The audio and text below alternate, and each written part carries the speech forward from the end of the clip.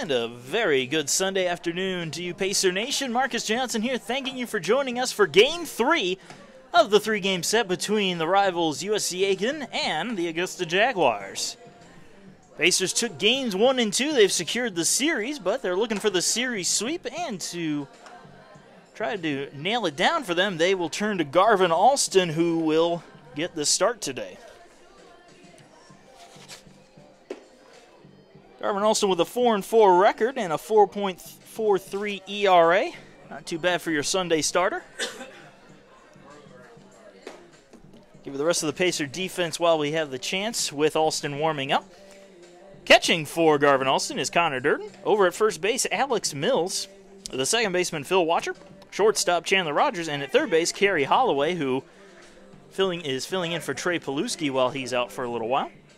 And Holloway had a good day defensively yesterday, to say the least.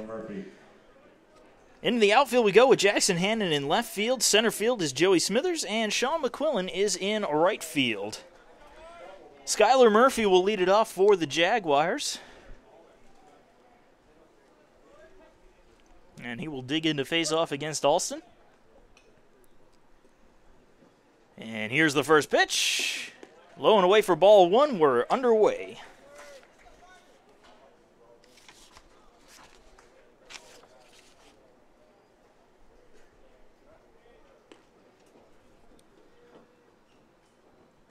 The 1-0. Lined up the middle and through for a base hit. Augusta gets their leadoff man aboard on the second pitch of the ballgame. Center fielder number 3, Devin Billardello. Devin Billardello coming up to bat. Runner on first with nobody out here in the first inning.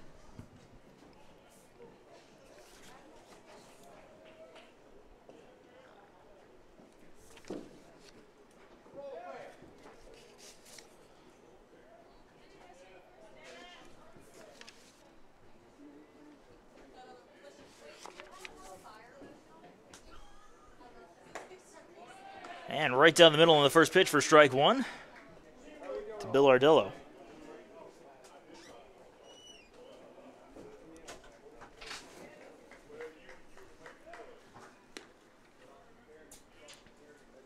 The 0-1 from Alston.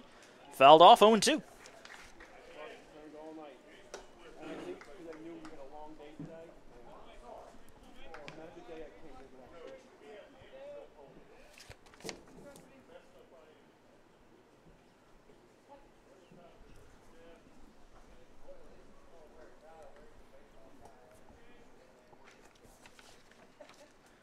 The 0-2. Fouled off out of play again, so we'll do it over.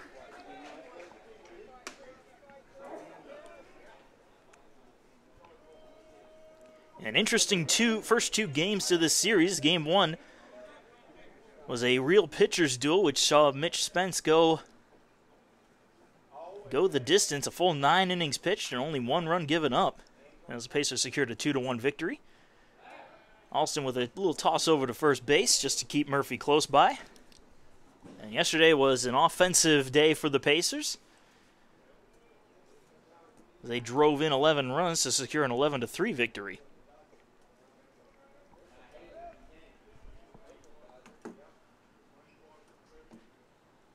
The 0-2, again up the middle, and that's going to get through for another base hit. Stretching, looking for third is Murphy. The throw is not in time. And advancing to second on the throw is Billardello, and the Jaguars had their first 2 aboard with nobody out. A gutsy base running there from Skylar Murphy, but it paid off and allowed Billardello to get to second as well. So 2 runners in scoring position for the Jaguars, as second baseman Trent Maddox will dig in.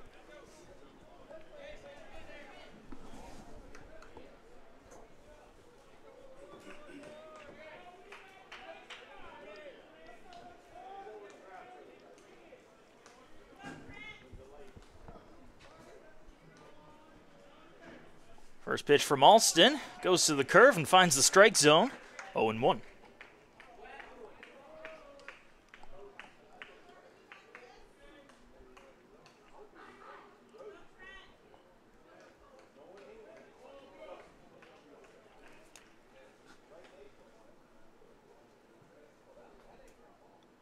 The 0-1 pitch. Low and away for a ball, 1-1.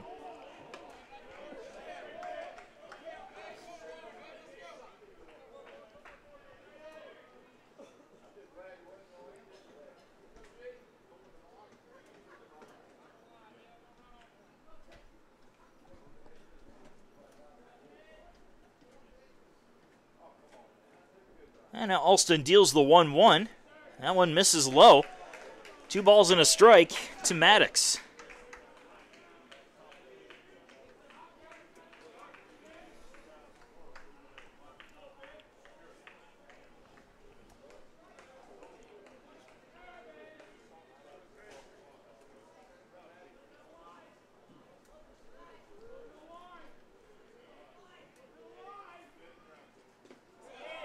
Pitch misses in the dirt, and it's 3 balls and a strike to Maddox now.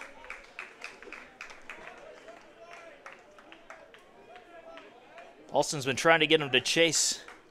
Maddox showing discipline at the plate. Not going for anything.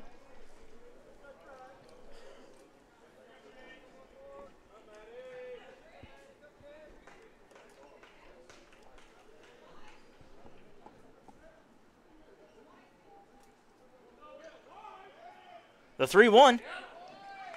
Alston puts it right down the middle for a strike, full count.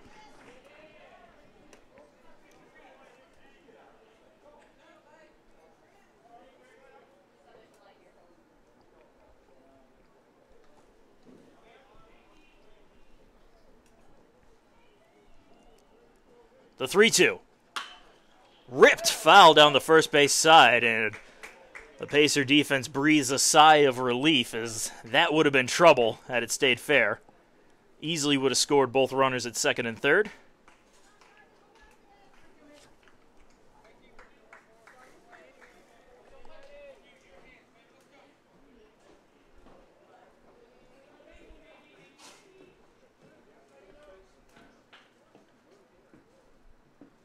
So once again, the 3-2 pitch.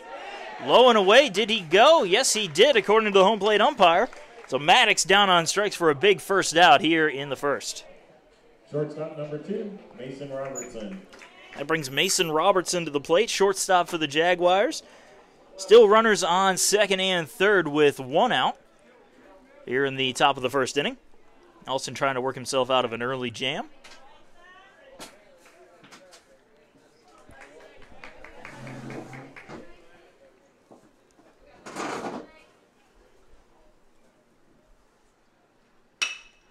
Laced out into left field. That'll drop in for a base hit. 1 run will score.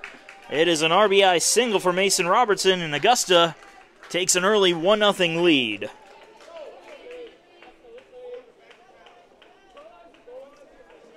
Bill Ardello stops at third on the play. And now we'll see Timothy Gray come to the plate. Gray DHing today for the Jaguars. Runners on the corners with 1 out.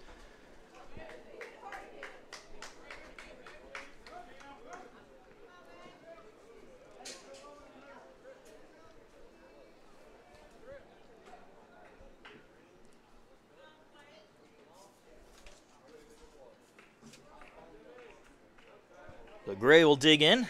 Alston just steps off the rubber and makes a throwing motion to first, but doesn't actually throw. Big lead over there at first base from Robertson, and that will draw a throw from Alston. Not going to be surprising if you see Robertson take off for first base. Augusta's been pretty aggressive on the base path as Robertson takes another huge lead. Pitch outside for ball 1 to Gray.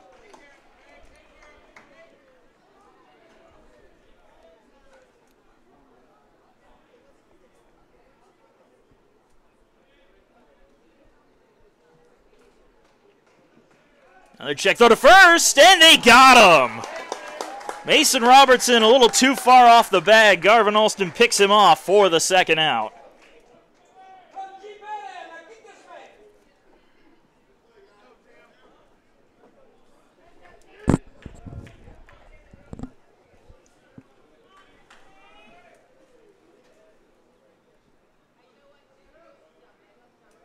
So the 1-0 to the plate.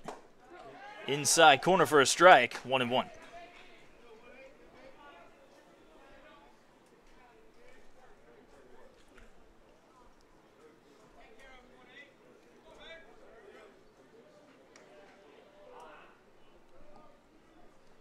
Swing and a miss.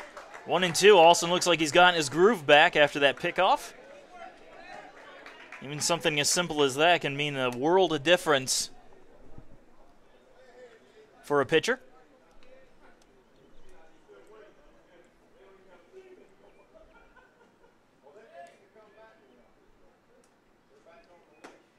High and away for a ball. Darren picks the ball up as he didn't get a clean catch on it.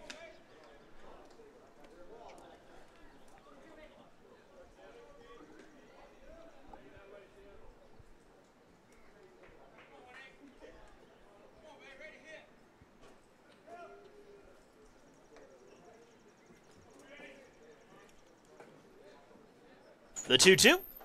In there for a call, strike 3. Gray down on strikes, and Alston gets out of the jam with minimal damage as we go to the bottom of the first. It is 1-0 Augusta.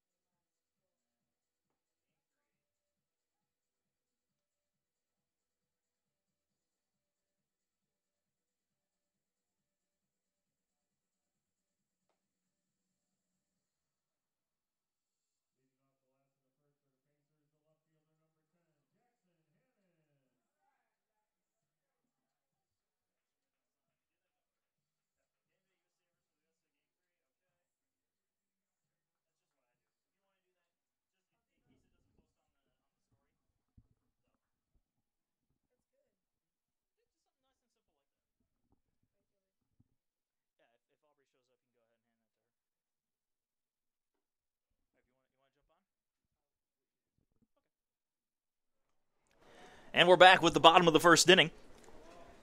Pacers trailing the Jaguars by a score of 1-0. Jackson Hannon will lead it off for the Pacers as he faces a 1-1 count.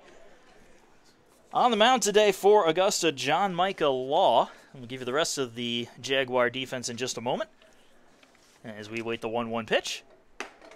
Outside corner for a strike, 1-2. Catching for Law is Garrett Suter. Over at first base, Patrick Watson. The second baseman, Trent Maddox. Shortstop for today, Mason Robertson. And at third base, Ben Markevich. Ground ball to second, easy play as Jackson Hannon grounds out for the first out. That'll bring Phil Watcher to the plate. 1 out and nobody on. We move on to the outfield for Augusta. Skylar Murphy in left field, Devin Billardello in center, and the right fielder is Carrington Evans.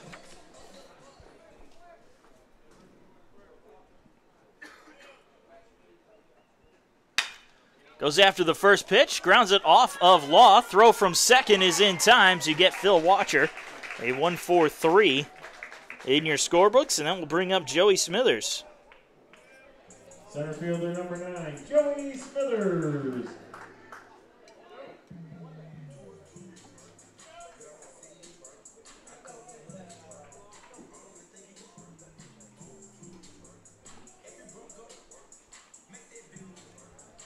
Smithers had a good day yesterday, going 2 for 4 with a pair of RBIs and a run scored.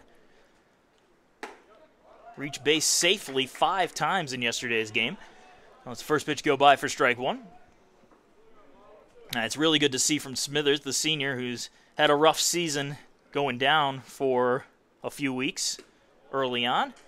He's to be working his way back into the swing of things, if you pardon the pun.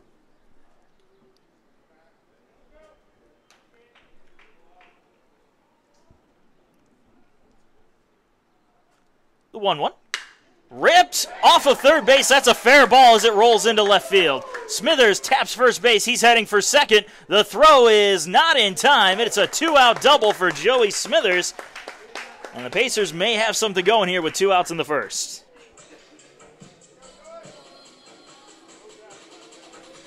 The catcher, number 30, Connor Durden. That'll bring up Connor Durden. Normally the catcher, normally the DH, but once again the catcher. He's been doing a pretty good job behind the plate in these last few games.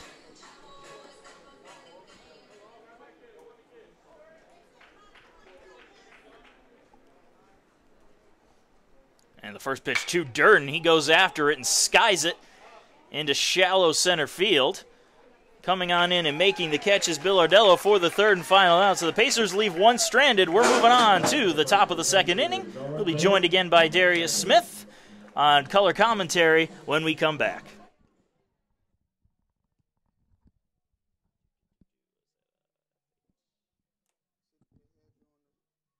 What's up? Yeah, Joe had a golf tournament yesterday, so I did I was supposed to just do the intros and then jump on here, but nobody wanted to do the PA, so that kind of had Brent in a sour mood. So I just did that and let him take over this. Yeah, the volumes are gonna be really high, so we're gonna keep the mic kind of far away from the like right about here on there, because the volume's been jacked up. Did they really?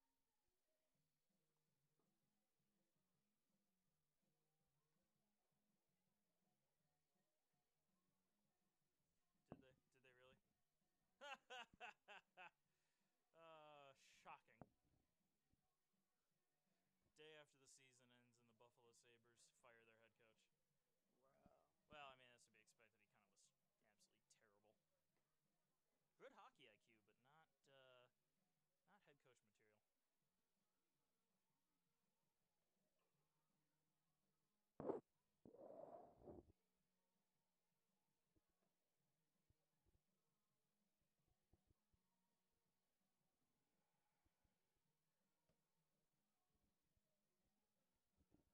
Remember you asked me yesterday if I follow football at all?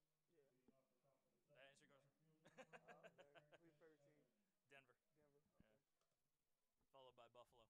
Okay. That's where I'm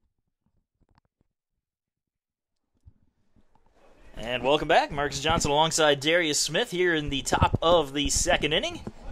Pacers trailing the Jaguars 1-0. As we'll see Carrington Evans come out to bat. Now, Alston looked a little shaky in the beginning there, but he's back out here for his second inning of work as first pitch is grounded to short. Rogers blocks it, fires to first, and gets it there in time for the first out.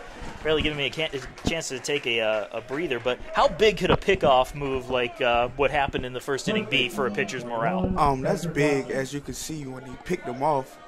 His next 3 pitches were great pitches, and he struck the guy out. So I think that was a momentum swing for him, and hopefully he can continue, to stay on the good side right now. Yeah, Alston is coming out of the bullpen. He was a relief pitcher last year. Mm-hmm. Really good. And one of his trademarks is he would always have one really solid inning in him every game that he came in to pitch. But if you moved him past one inning, you didn't know what you were going to get. He'd either be spot on or be a little shaky. But he seems to be moving into the starting role pretty well. Obviously, they've used him as their Sunday starter for the entire season. Yep. Now we have Patrick Watson up to the plate. 2-0 count to Watson. And he grounds one to second. Watcher blocks it, keeps it in front of him, and gets it over to first for the second out. Good play by Roger and Rogers on that. You know, sticking with it, not rushing yourself. You know, body the ball up and make the play, not rushing. If you had to rush, you could throw the ball away. So great play by the short stopping second baseman right there. And you always want to keep your body in front of the ball, even if you don't make a clean play on it. You at least knock it down, and twice that's happened, and they've gotten 2 outs out of it. Yep. Garrett Suter, the catcher, coming up to bat. And he shows bunt. First pitch misses low and inside for a ball. See the infield playing. See the corners playing deep. He tried to surprise him with a bunt there. And in a lot of cases, that's when you're going to be successful. If you see the infield playing deep, go ahead and try to lay down a nice bunt along the third or first base line. That pitch finds the strike zone to even the count at 1-1. Great breaking ball right there by Garvin. That's another thing about Alston. Last year, he was almost always a straight fastball kind of guy, had good velocity, not great control, but it was good enough to get the calls when he needed them. But this year, he's really worked on just a good arsenal of pitches. There's another ground ball to second. Watcher gets it cleanly and fires to first to end the top of the second. A 1-2-3 inning. We'll continue with our elaborate discussion in a little bit as we move on to the bottom of the second inning. It's still 1-0 Jaguars.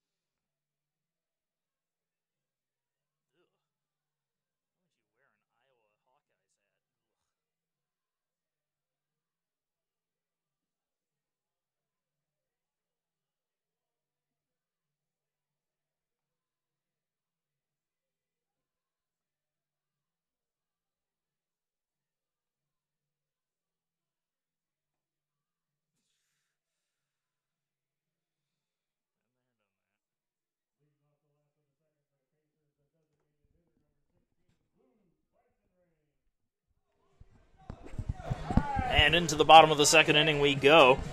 Luke Leisendring will lead it off for USC Aiken as they trail the Jaguars 1-0.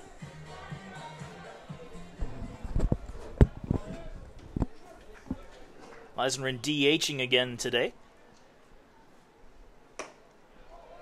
First pitch high and away for ball 1.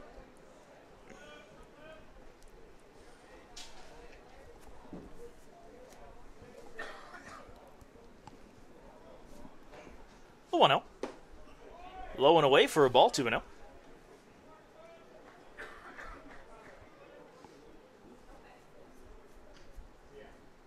Leisler's been trying to get back on track. Had a really good start to the season, good middle of the season as well at the plate, but now he's kind of cooling off a little bit. Yeah, I think when batters go in these slumps, I think it's more of a mental thing that really kills them. And the 3-0 pitch right down the middle for a strike. And sometimes all you need to do to get out of that slump is maybe just work on your mechanics a little bit, change up something. Getting on base, you know, that can also help. High and away for a ball. And a walk certainly won't hurt things as Leisendring leads the inning off with a walk to bring up Alex Mills.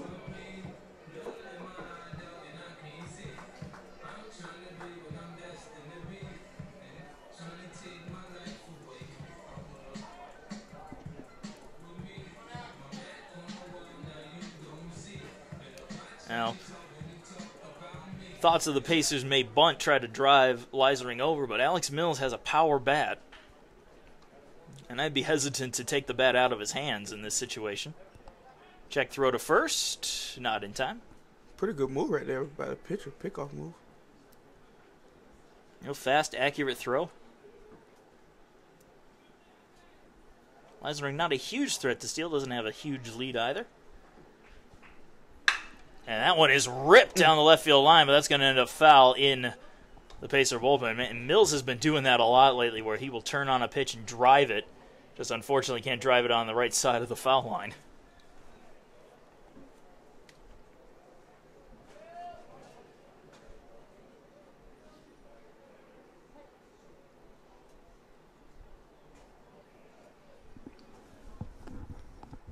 The 0-1.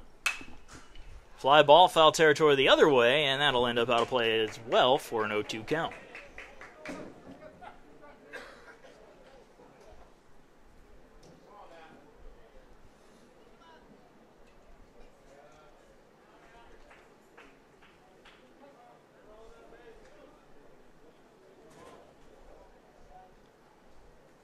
Another check throw to first base. Ooh, Leisenring almost didn't touch the bag on his way back. Pretty close play right there. Look at the heel of his hand got caught in the dirt. But he had just enough momentum to get to the corner. As that pitch misses outside for a ball, 1-2.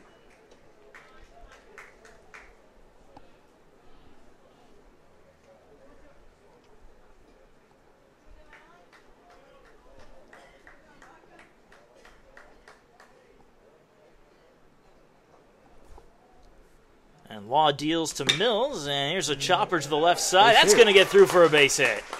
Just out of the reach of a stretching Robertson for a base hit. Leisnering almost wandered off the bag a little too much, but he gets back safely. So a walk and a single put the first two on for the Pacers. And that brings up the shortstop, Chandler Rogers. I'm positive the Pacers are going to lay down a bunt here, move those runners to third and second. Now you have, with Rogers, you have some speed, so it's possible to get him to reach. Yeah, bunt for a hit. And here's a question: which line do you want to put it down? I think I would go first base line. And he puts it right back to the mound. Here's the throw to third. That one is in time. He didn't go with either line. He put it right back into the hands of Law, who gets the lead runner on the fielder's choice for the first out. Third baseman number 5, Kerry Holloway. I'll bring up Kerry Holloway. Still runners on first and second now with one out.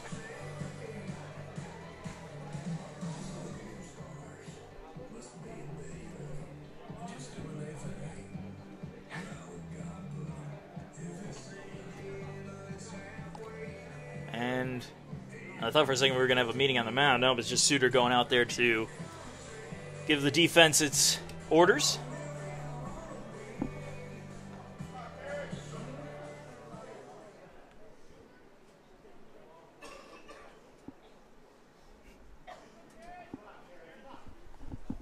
And Holloway fouls off the first pitch for strike one.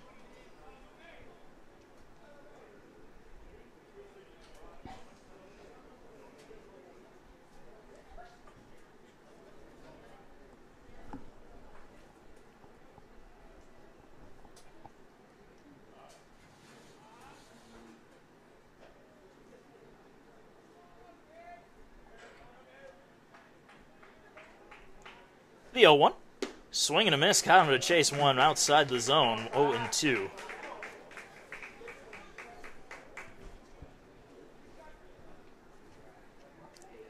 Probably maybe just a little too eager to make something happen here. Yeah, it looked like he got him off balance a little bit. He's way out in front of that breaking ball.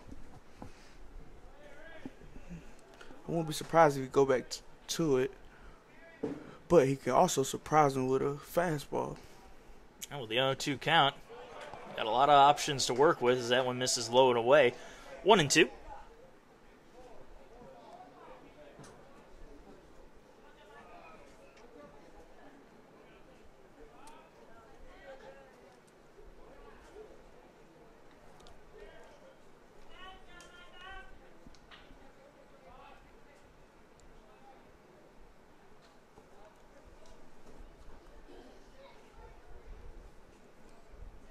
The 1-2.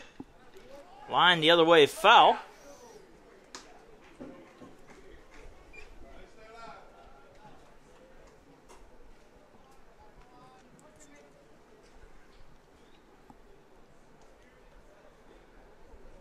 Holloway going after anything close. Got to protect the plate.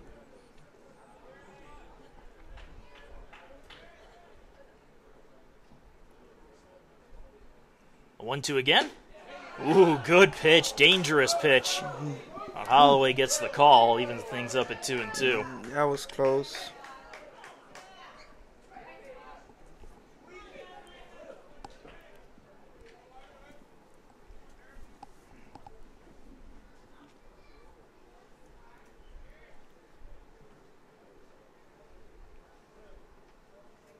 Swing and a miss. Went with that off-speed pitch again. Holloway went right through it for the second out.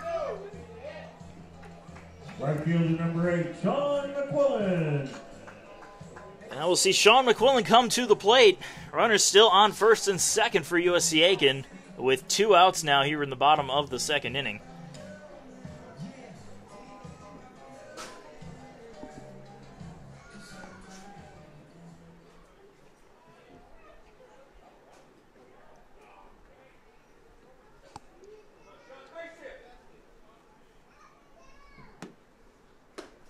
First pitch misses high for a ball to McQuillan, 1-0.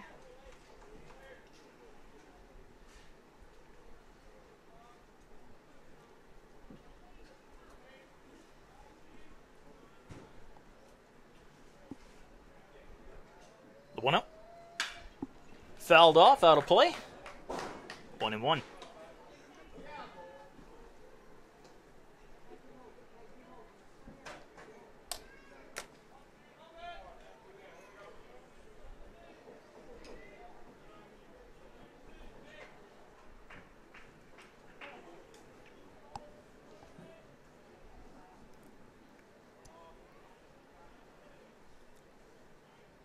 And the 1-1 pitch misses outside. 2 balls and a strike to the Pacer right fielder.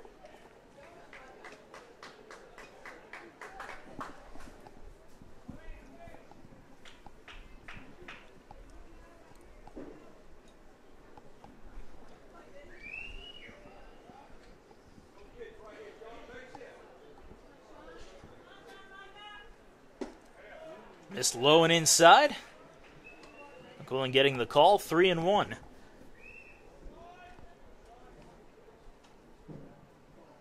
Good hitters count for McQuillan.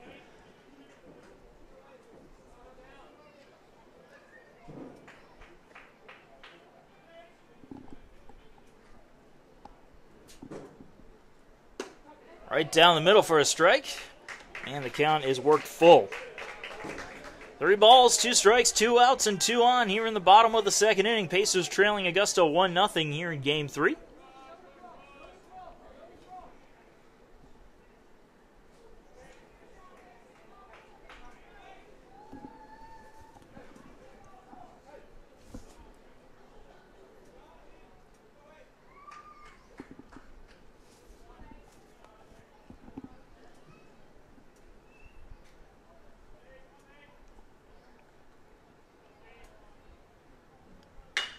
Here's a chopper to first. Grabbed by Watson, who takes it himself for the third and final out. Pacers leave 2 stranded. We're moving on to the third. Augusta still leading 1-0.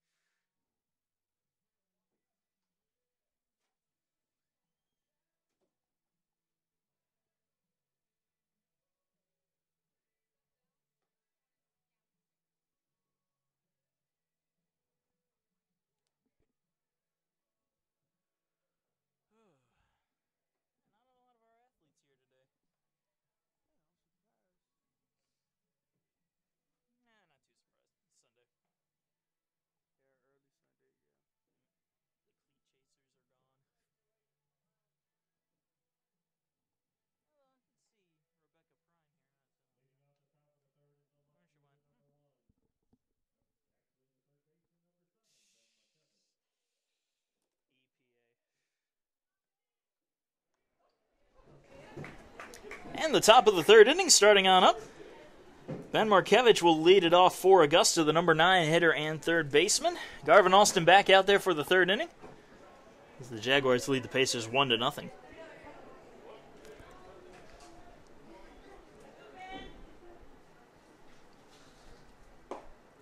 First pitch misses low for a ball, 1-0.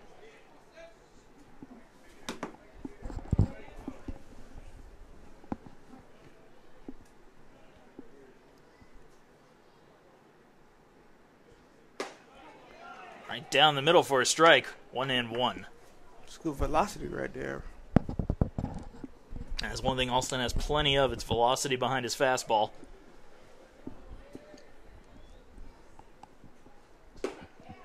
Low and away for a ball, 2-1 to Markevich.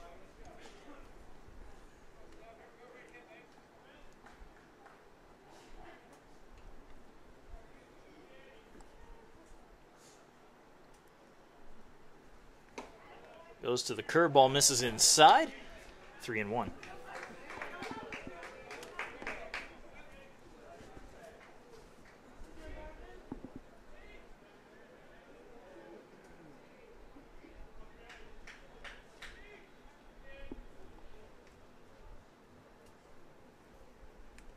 And the 3-1 pitch finds the strike zone, 3-2.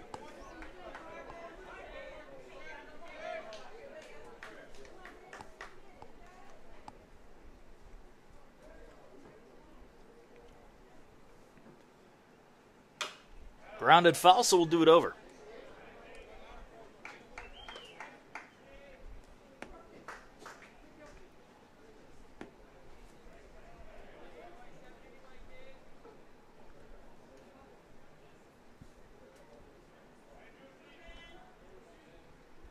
And again, the 3-2 from Alston misses outside with a curve that didn't quite curve. And the first man is aboard for the Jaguars on the leadoff walk. I'll bring up Skylar Murphy, singled and scored his first time up. Runner on first with nobody out here in the third.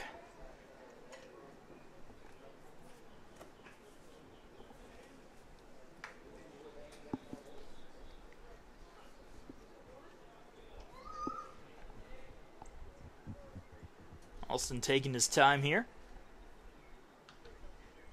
And the first pitch misses low for a ball. Not necessarily some bad pitches from Alston. It's just the Augusta batters being very patient at the plate, not going after anything. Yes, it seems like they want to wait. They want to waste a lot of pitches, get them up there in the pitch count. But they've been doing it pretty good. They're laying off on some close pitches. I don't think Alston really liked that call. He came in a few extra steps on his way to get the ball back. Yeah, that's not really a good idea. I think the umpire probably realized that. Probably make it worse on yourself. Alston with a check throw over to first, not in time.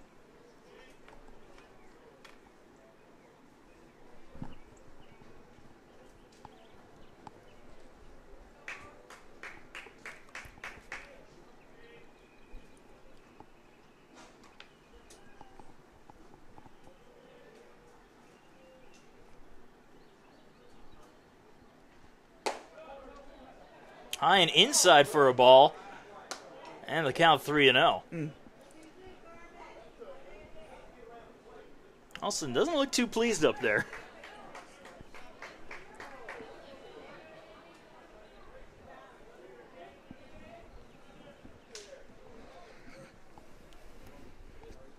The 3-0. This time he finds the strike zone, 3-1.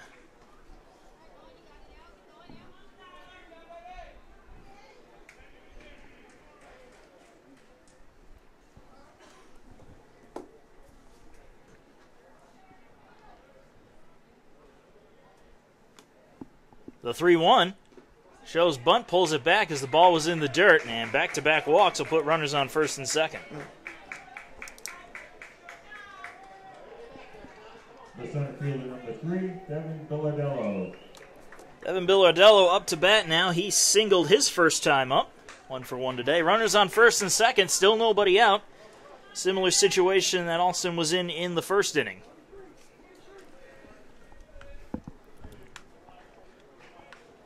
I think a pitching coach needs to come out and talk to Austin and try to calm him down. See, he's getting frustrated with the umpire. Probably just need little words of encouragement to get him calmed down a little bit.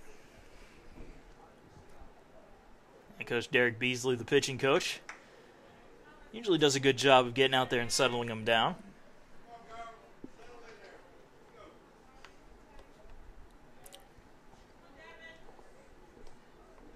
First pitch to Bill Ardell as he shows bunt. He bunts it to Alston, high in the air. No play to third, so he'll just take it over to first for the first out. Well, if you're going to bunt it back to the pitcher, make sure it bounces high into the air. Because if it was right at it, he definitely would have made that play at third. But that was a good play by Garvin also. You know, he checked the run at third. You know, he kept his composure and made a good throw to first base. Didn't rush himself. And we'll see Trent Maddox come to the plate. Runners on second and third with 1 out.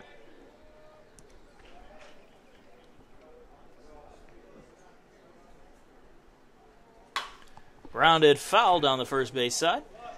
And the thing is, the bunt is effective, you know, putting runners in scoring position, but if you do end up giving yourself up, you're giving the defense an out, and you know, pitcher, if I'm a pitcher, I'm saying thank you for the free gift. Exactly. And I'll just deal with the guy at the plate, and if I can get him to strike out, all of a sudden it's 2 outs. 2 outs.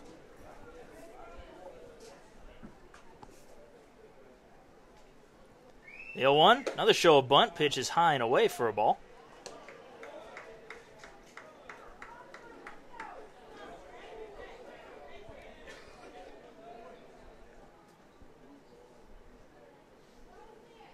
If you can bunt one down the first base line right now, that'd be dangerous. Mills playing pretty deep.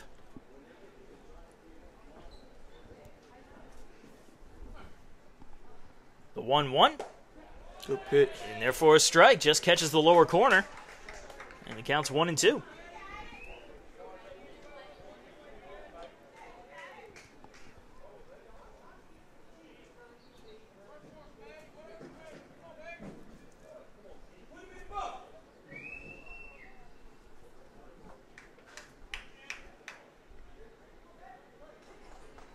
And the 1-2 pitch. Went with an off-speed pitch and got him looking. Maddox down on strikes for the second out. And that's what I'm talking about with those bunts. Now all of a sudden it's 2 outs. One thing I say about Austin, he doesn't seem that he panics with runners in score position. I think he's more locked in when there's a little pressure on him because, you know, he's been getting out a lot of jams to see if he can get out of another one. So now digging in Mason Robertson, who has an RBI single on the day, but he was picked off by Alston right after that, which kind of gave him a little extra juice on the mound. First pitch missing for ball 1.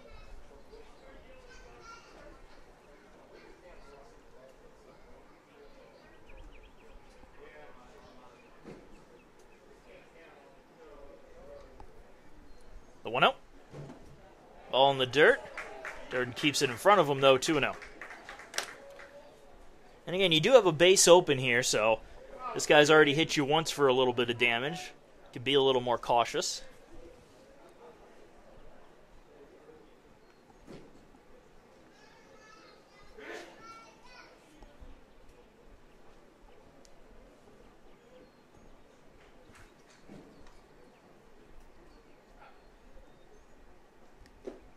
Ball in the dirt again. 3 balls, no strikes.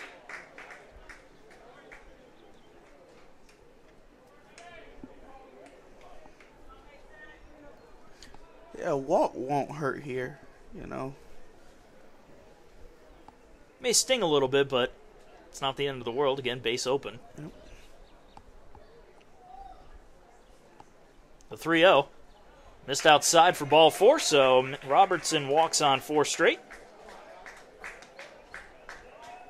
So that will load up the bases for Timothy Gray. Gray struck out looking his first time up, and now Coach Beasley will come on out to have a word with Alston.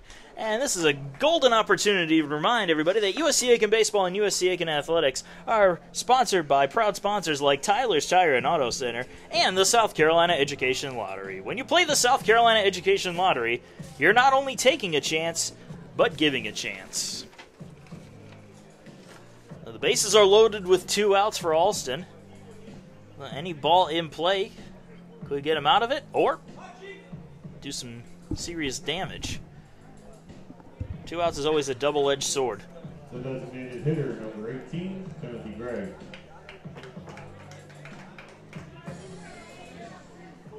So again, Gray will dig in. He's 0 for 1 with a backwards K on the day.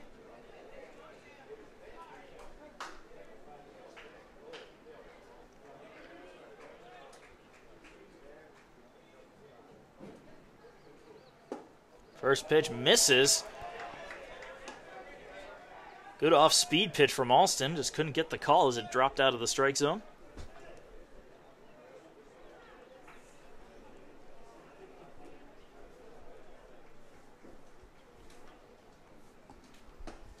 Misses inside.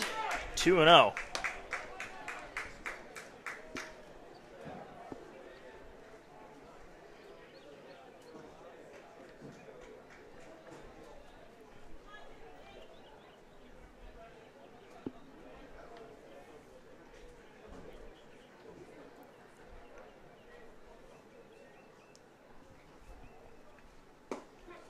Two-0 is on the inside corner for a call strike, 2-1.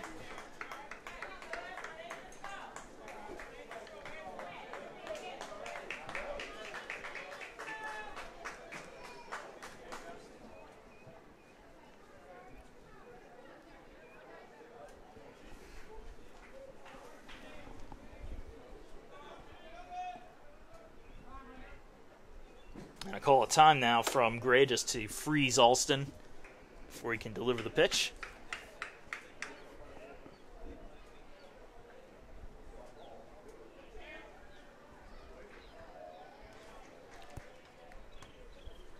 And the 2-1.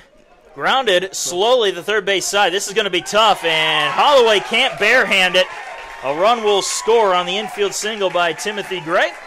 Bases remain loaded, and Augusta leads 2-0. There's really nothing you can do about a play like that. I mean, that ball's hit in the perfect spot. Even if he comes up with that ground ball, I don't think he gets the run out at first. That would have been a really tough play to make.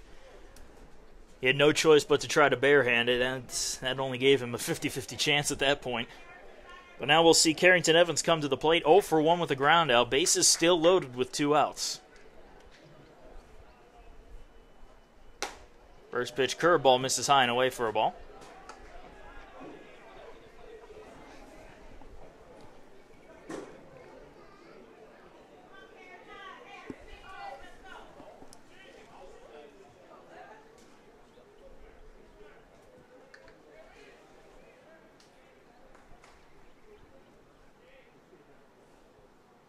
Here's the 1-0. Again with the curveball, but that one misses high. 2-0.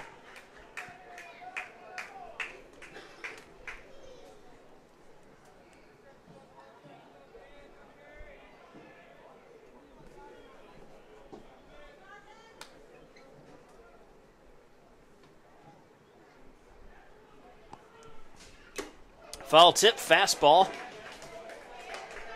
2 balls and a strike.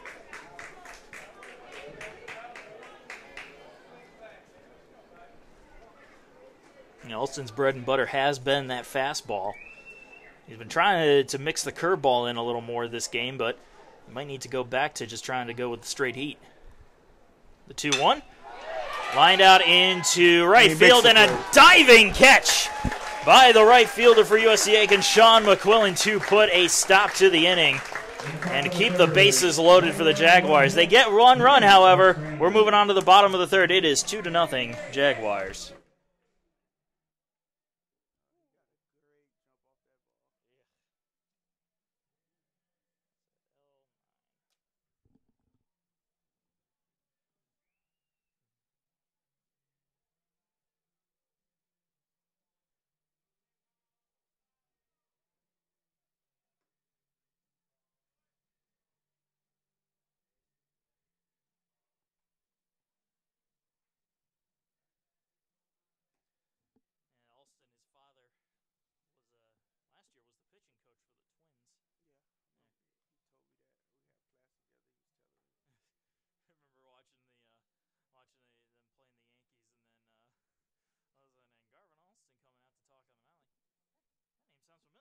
Oh, wait a minute.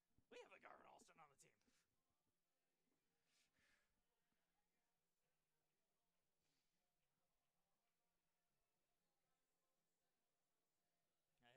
class with Roberto Hernandez's son. Sophomore year, I think. Oh, okay. Yeah. I've also interviewed. Got a chance to interview him. He was here for senior day one day, and we brought him up to into the booth. Wow. 17th on the all-time saves list for the majors. Yeah. Pretty good player. Real good. And we move on to the bottom of the third inning of USC Aiken Baseball, presented by Aiken Flooring. Aiken Flooring, you can stand on us. Jackson Hannon leads it off, and he fouls off the first pitch for strike one. Hannon 0 for 1 today. He grounded out his first time up.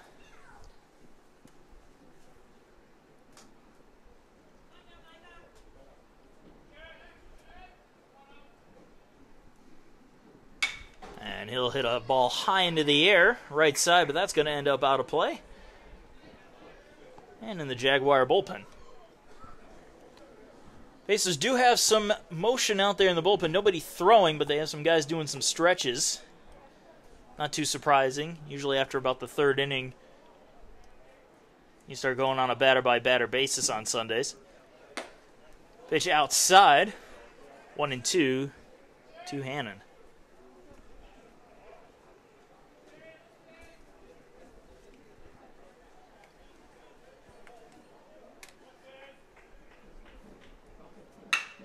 Lined into left field for a base hit. Slipping and falling is Murphy out there, but he still had the ball, so Hannon will stay put at first base. Not too surprising, it'll be a little slick out there as we had rain this morning. Phil Watcher will come to the plate. Runner on first for the Pacers with nobody out. Pacers needs to get the offense on a roll here.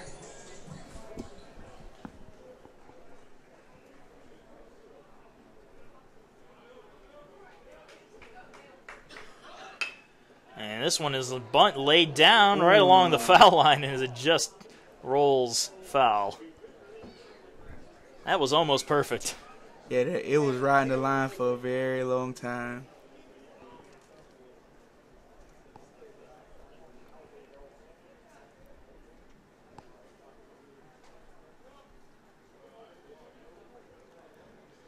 So an 0-1 count to Watcher.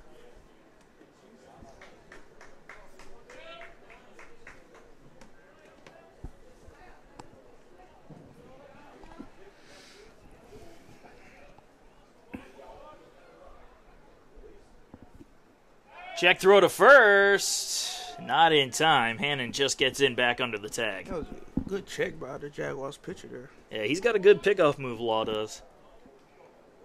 Especially for a righty. He's real fast. The 0-1. Outside, 1-1.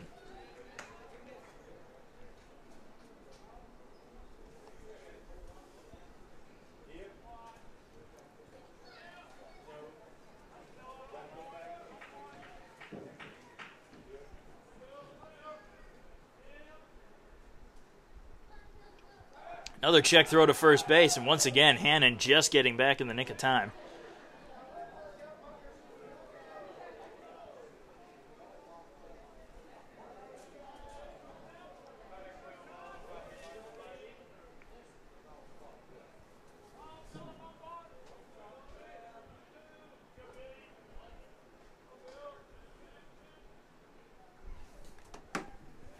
And now Law will just take a step back. Reset everything. 1 ball and 1 strike to Phil Watcher at the plate.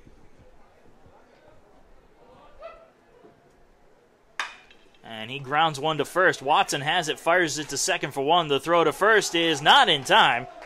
Watcher able to beat out the double play, but they get the lead runner.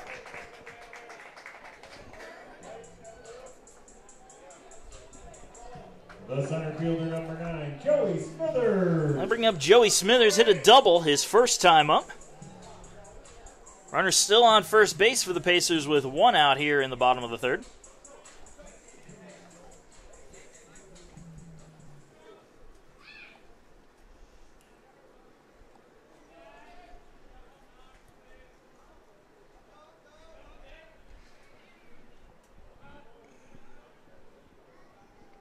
First pitch to Smithers, high and away for a ball, 1-0.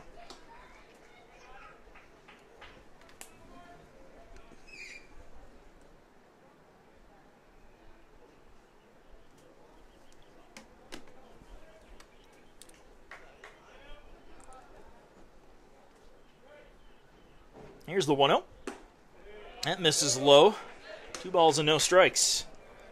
Smithers being patient at the plate right now. I've been saying all weekend, he likes to be aggressive, but he has shown good discipline as of late, and it's paying off.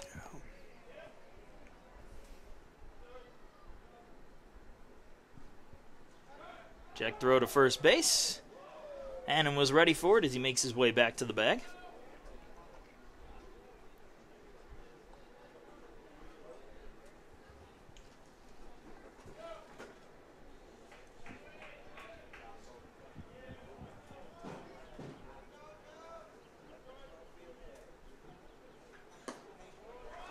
And that pitch misses low. 3-0 to Joey Smithers.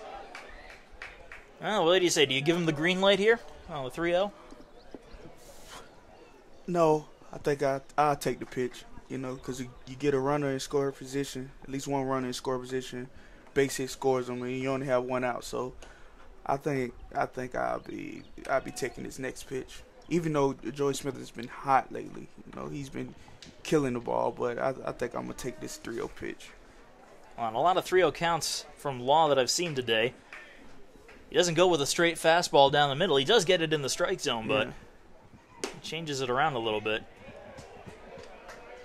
Went with the 2-seam that time, and he got it in there. 4 strike, 3-1.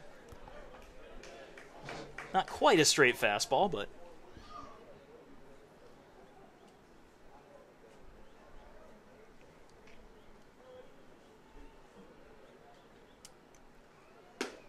outside corner for a strike. 3 balls, 2 strikes. It's a full count to Smithers.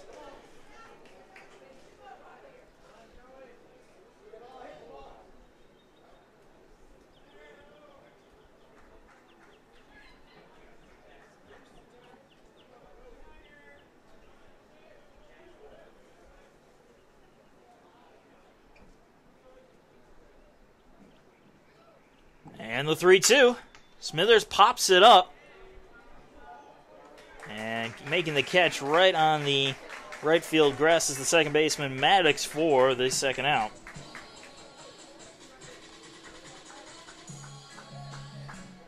The catcher, number 30, Connor Durden. That'll bring up Connor Durden.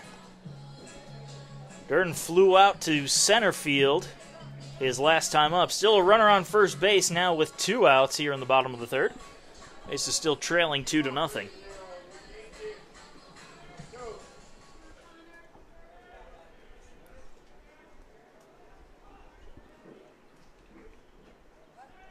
Quick snap throw over to first base just to check on the runner.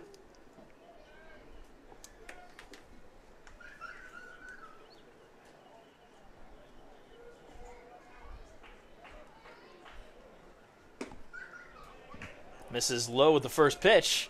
1-0.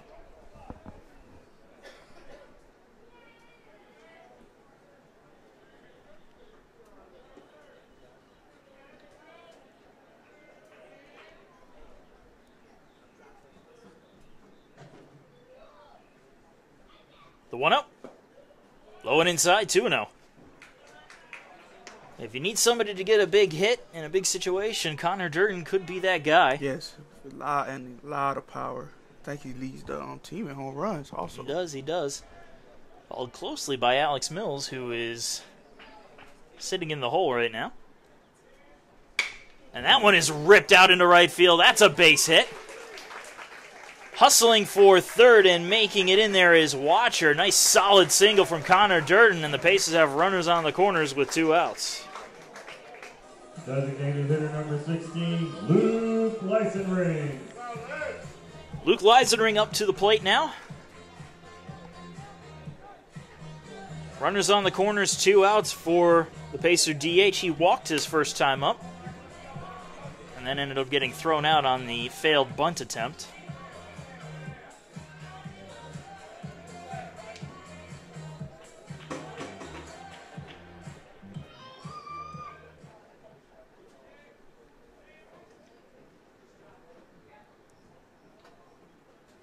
Here comes the first pitch to Leisenring, and that misses low for a ball.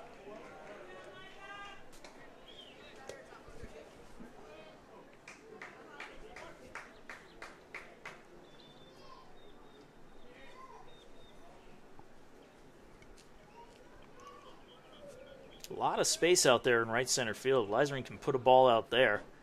Got a good chance of plating everybody. Swing and a miss on the 1-0, though, evens the count at 1-1.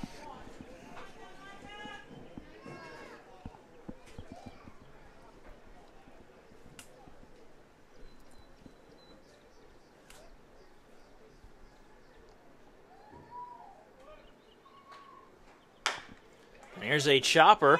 Grabbed by Law. He tosses it to first for the third and final out. Pacers leave another 2 runners stranded. We're moving on to the top of the 4th. It is still 2-0, Augusta.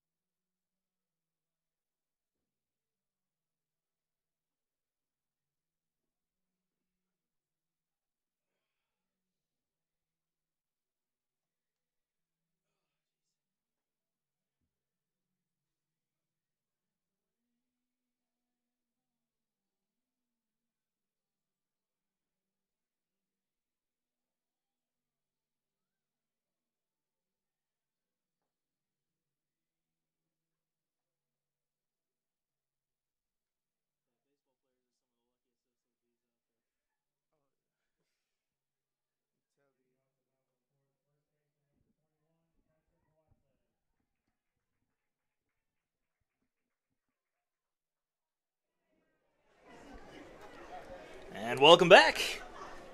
Marcus Johnson alongside Darius Smith as we go on to the top of the 4th inning. Augusta leading the Pacers 2-0, and Patrick Watson stepping to the plate. Watson 0 for 1 with a ground out to second his first time up. Alston's first pitch, curveball, misses high for a ball, 1-0.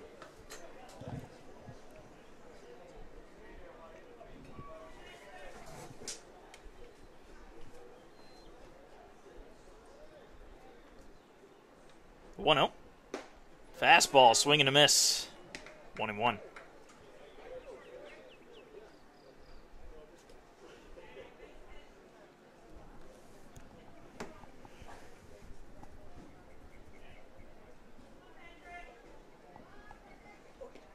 Low and away. Fastball spiked into the dirt. 2 balls and a strike.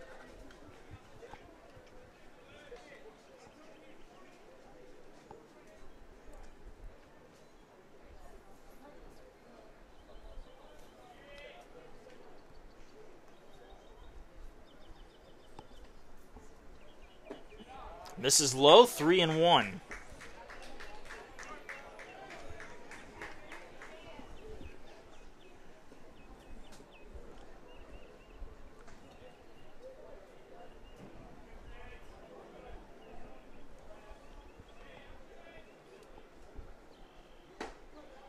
Upper outside corner for a call strike. Alston works the count full to Watson.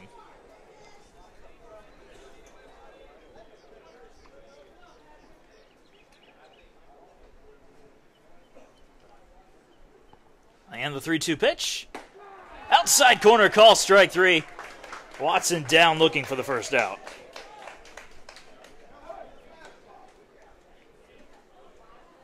The catcher number 9, Garrett Suter. Garrett Suter will come up to bat now. Suter 0 for 1 today as well. He grounded out to second.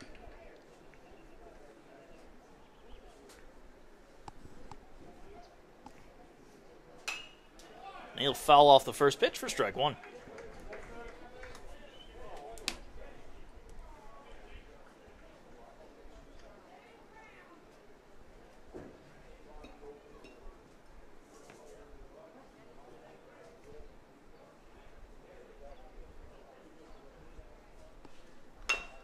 Puts down a bunt. Alston picks it up, throws it to first, and gets it there in time for the second out. Great athletic play by Austin there.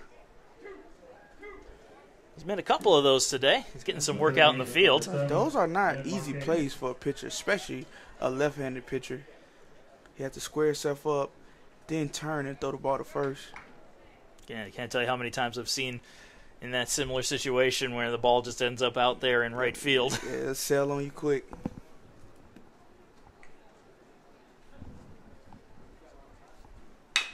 And here's a grounder to third. Holloway backhands it. Throws to first. The scoop from Alex Mills gets it there in time for the third and final out. Some good defense from the Pacers for a 1-2-3 inning for Garvin Alston. And we're moving on to the bottom of the fourth. It is still 2-0 Jaguars. There's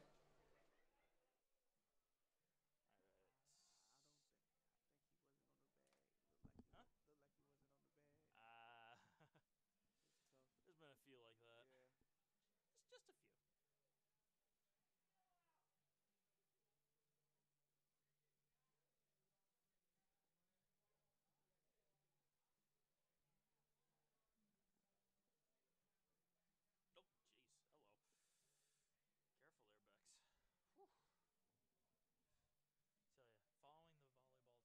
Hello. Careful there, Bex. Whew. Tell you, following the volleyball team on social media is a dangerous thing. I mean, yeah. Our volleyball team usually be really good. Conference champions.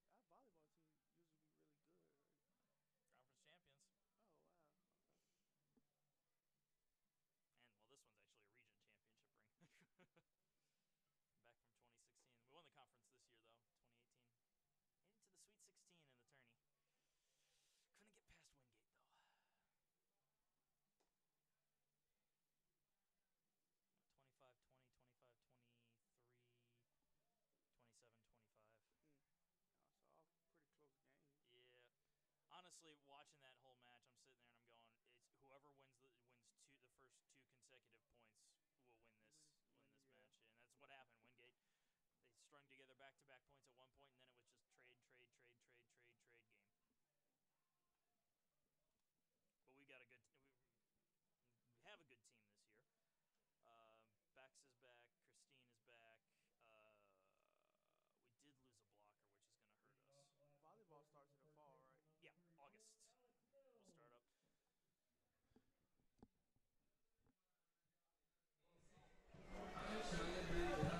And to the bottom of the fourth inning we go. Alex Mills leads it off for the Pacers. Augusta leading USC Aiken 2-0. Still a close game, though. Both pitchers doing pretty well out there. Only 4 hits apiece. Just Augusta's 4 hits have managed to drive in 2 runs. Alex Mills digging in to lead off the inning. He has a single on the day, 1 for 1. First pitch misses high for ball 1.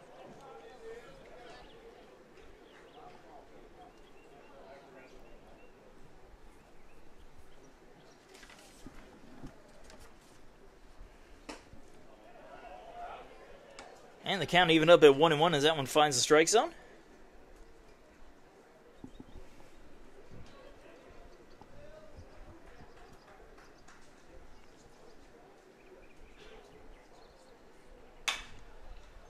Fly ball. Right side. That's going to end up finding the picnic area, though, for strike 2. And if this was, I forget what it is, Kids Day or one of the local churches comes in here for a game every year, and they tend to take over that whole area, and you just see everybody scatter. Scatter when the foul balls hit over there. On days like this, though, it's pretty safe. Pitch outside for a ball, 2-2. And only 4 people hanging out in the picnic area right now. So the odds of hitting somebody over there are slightly less. Swing and a miss, ball in the dirt. Suter just tosses it down to Watson at first for the first out. Shortstop number 2, Chandler Rogers. That'll bring up Chandler Rogers. Rogers reached on a fielder's choice his last time up. Nobody on and 1 out here in the bottom of the 4th inning.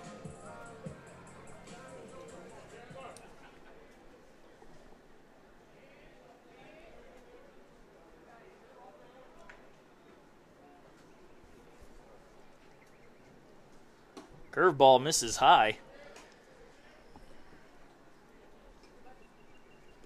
Count 1-0.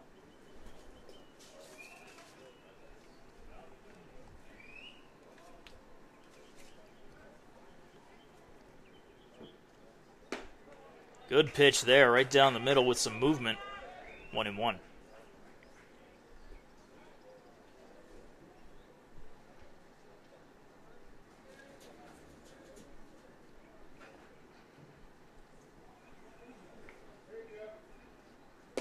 Outside, 2 balls and a strike to Rogers.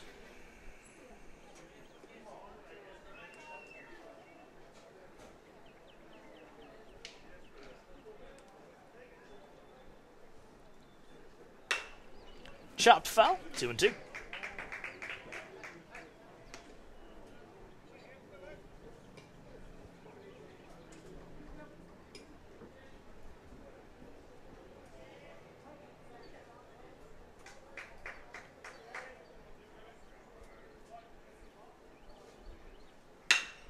Ground ball, left side and through for a base hit.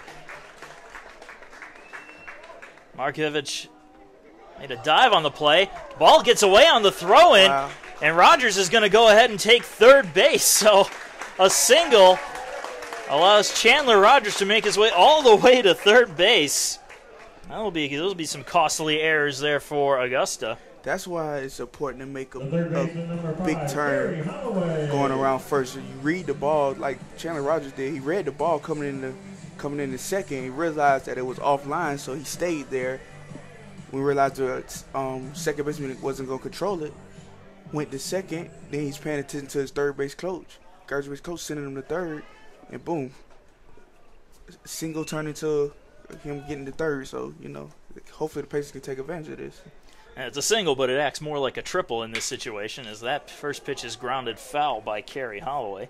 Holloway struck out his first time up.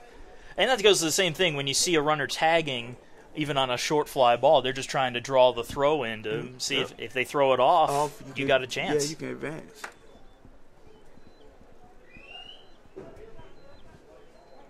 Just try to make something happen.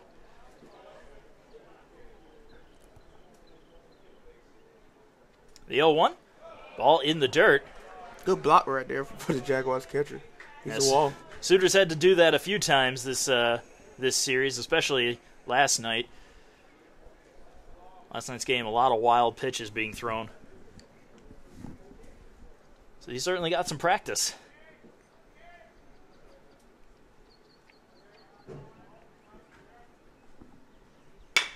And here's a chopper to second.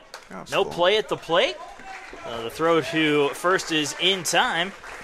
And that's where the running paid off as Rogers scores on the ground out by Holloway. And now we'll see Sean McQuillan come up. Pacers now trailing 2-1.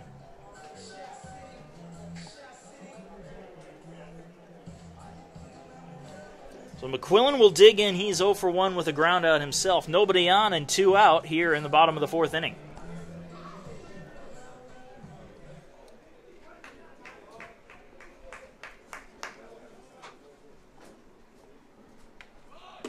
First pitch high and away for a ball. McQuillan showed bunt, but nothing really behind it.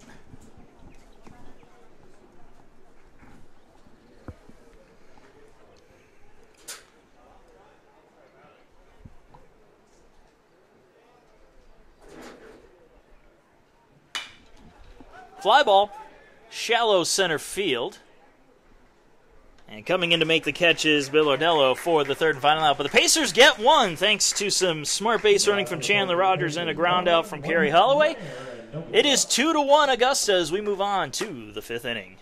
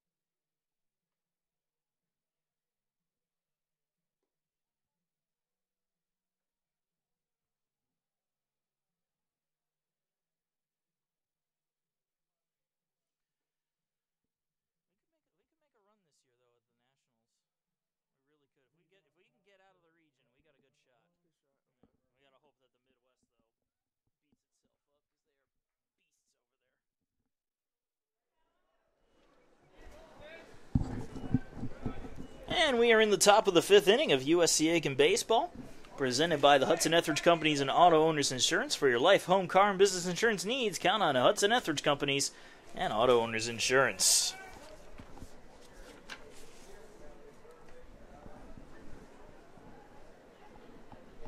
Leading things off for the Jaguars this inning is the left fielder Skylar Murphy, and he swings and misses at the first pitch for strike one.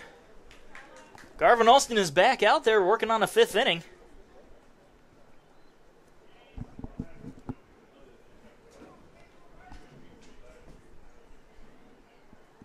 The 0-1. Show a bunt, and throw ends up behind him.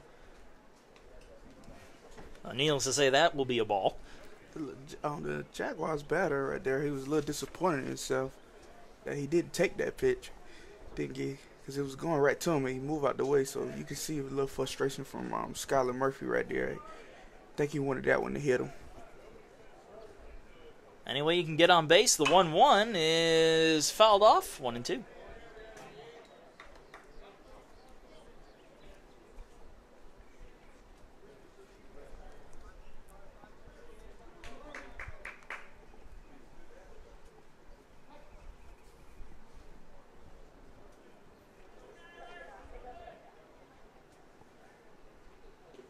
Check swing. Did he go? Yes, he did. Durden picks up the ball and tosses it to Mills at first for the first out.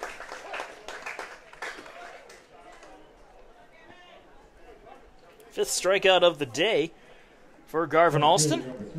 Devin Billardello will come up to bat. He is 1 for 1 today.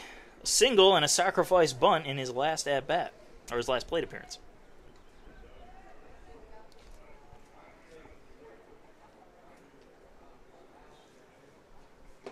First pitch misses low for a ball, 1-0. For Connor Darden not to be everyday catcher for the Pacers, he shows a brick wall back there. Yeah, his sophomore year was the primary catcher for the team until he got hurt, and they moved him into the DH spot at the end of the year. Last year they just continued to work with him as a DH, and it paid off. He's also played a little bit of first base, and it's kind of good to see him back behind the plate, getting some work there. Ball in the dirt, 2 balls and a strike to Bill Ardello.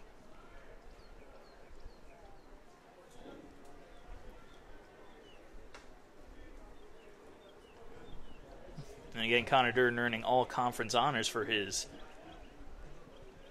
bat in the preseason, selected to the Peach Belt team.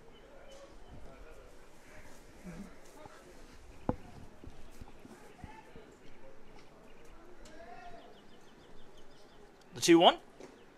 Low and inside, 3 balls and a strike.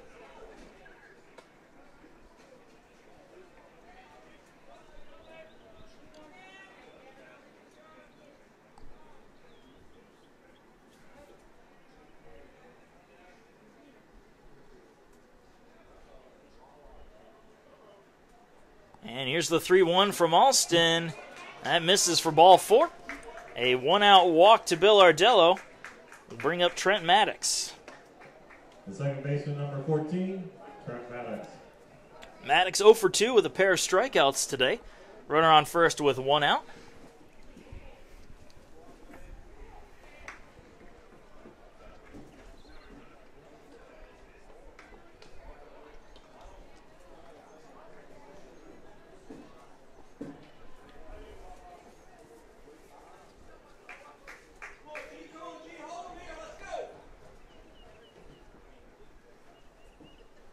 Runner takes off. Pitch is low and inside for a ball. The throw almost ends up in center field, but Rogers climbs a ladder to get the ball.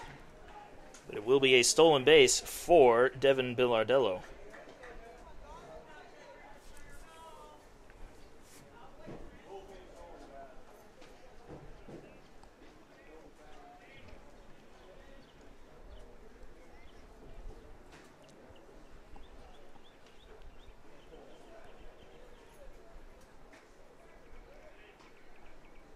The 1-0. Low and away, 2-0.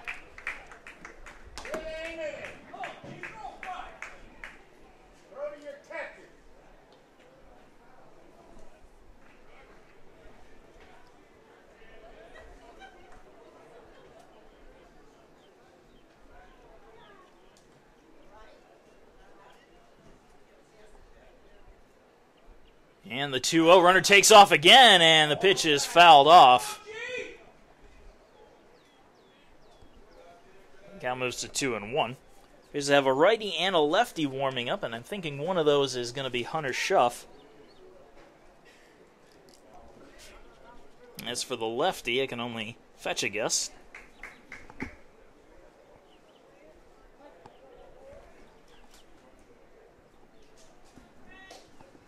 I don't think the Jaguars batter had to swing just now. He got a great jump. That was a great jump, yeah. I think I wouldn't have swung. I would have let him got the third easy. Alston does a little spin move on the rubber to check the runner.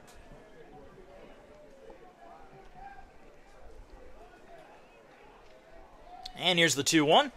That ball is in the dirt and ends up high in the air behind Durden. That'll make it easy for Bill Ardello to take third base on the wild pitch.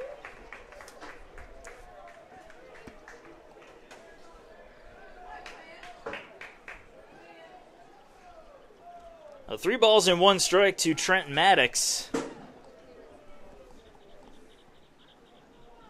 I have a feeling if Maddox reaches, it might be the end of the day for Alston. Yeah, I definitely agree with that.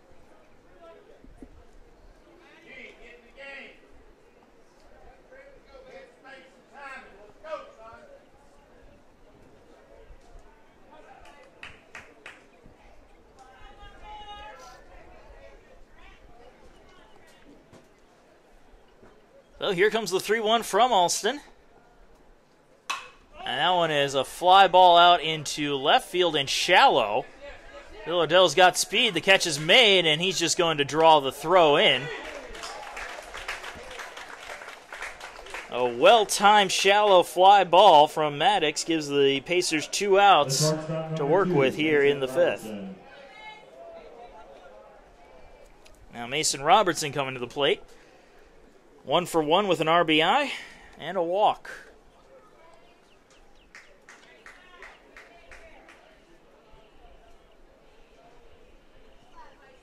Outfield playing very shallow right now.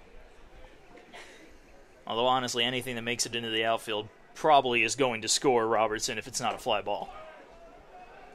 I'm sorry, not Robertson, Bill Ardello. First pitch missing for ball 1.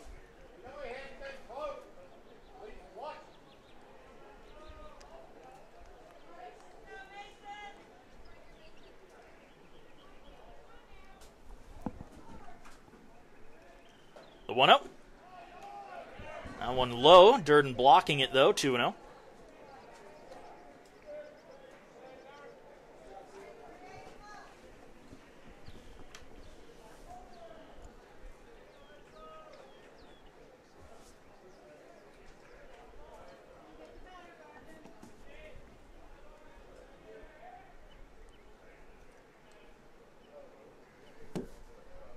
2-0 pitch. Misses low, 3 balls, no strikes.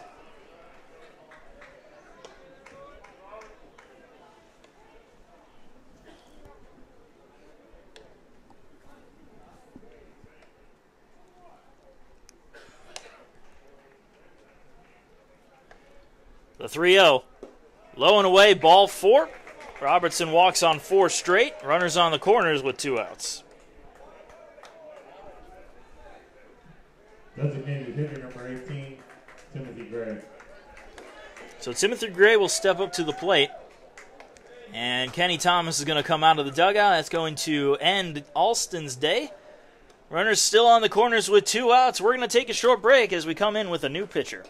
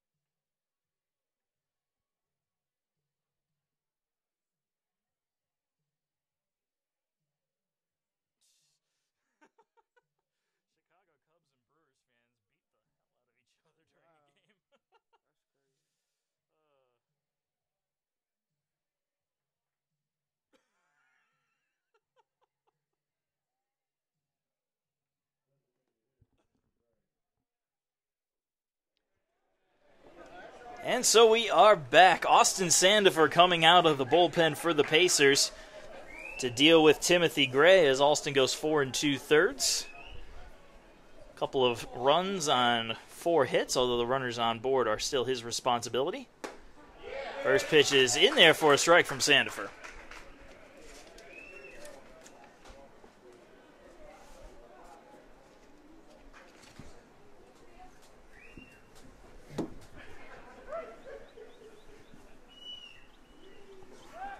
Check throw over to first, and not in time. Throw was just a little high. Had that been lower, they would have had him dead to rights.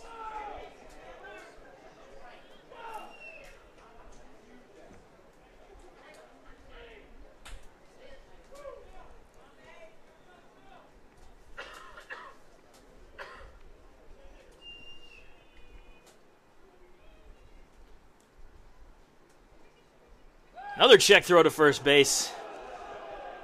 And again, a high throw. Now, Robertson likes to take a big lead over at first base. He's already been picked off once, and Sandifer knows that.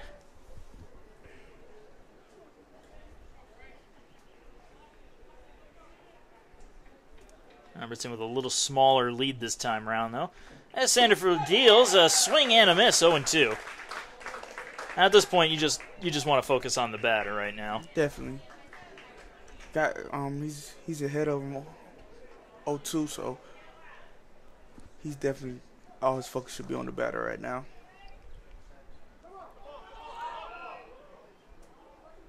No call of a balk. They thought they had a balk going on here. Run down. Tag is applied. Or not. I thought that the tag was applied for a second. He was pointing like it was. And Kenny Thomas is going to come out and have some words with the first base umpire.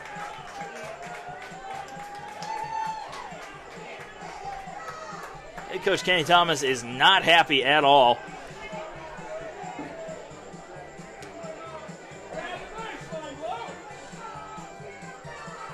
Yeah, the fans calling that he was out of the baseline. That's a tough call. So a run is going to score for Augusta. It is now 3-1. As coming home during the rundown was Bill Ardello.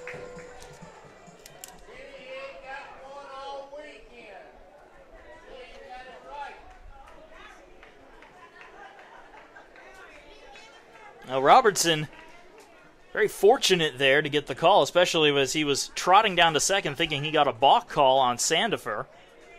0-2 count at the plate for Gray. Runner takes off. Pitch misses low. And Connor Durden not happy with that call either. I kind of think that was an early steal by Mason. I think that's Mason Robertson, yeah. I think that was an early steal because he just took off before he even came set. I think the Pacer defense needs to take a moment right here, settle down. They're a little flustered right now after that last call, the call on the bases.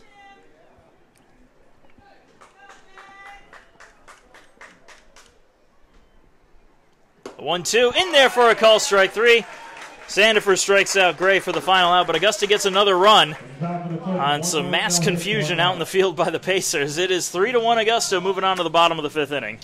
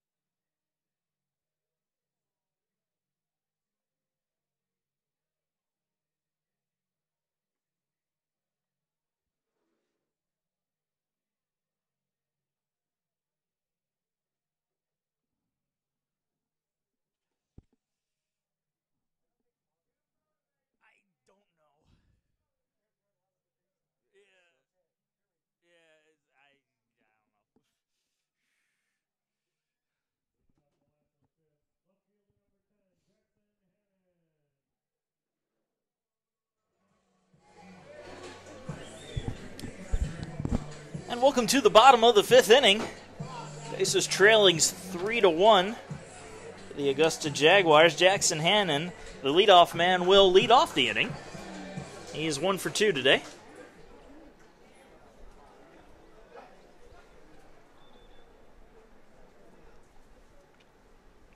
First pitch to Hannon, right down the middle for a strike.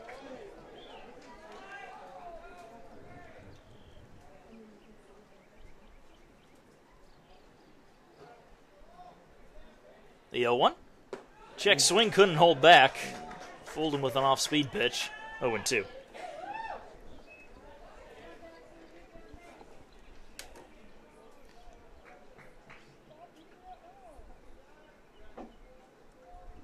And the 0-2. Misses high. 1-2.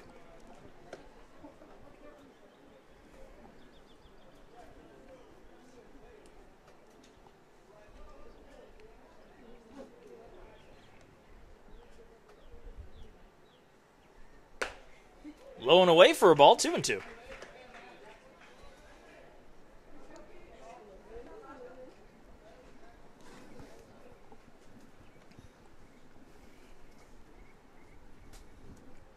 The 2-2 pitch, ball in the dirt, check swing by Hannon. They're going to have an appeal down to first. And the umpire says he did not go, so the count worked full by the Pacer left fielder. That was tough. That was close. And one of those borderline, either it can go either way.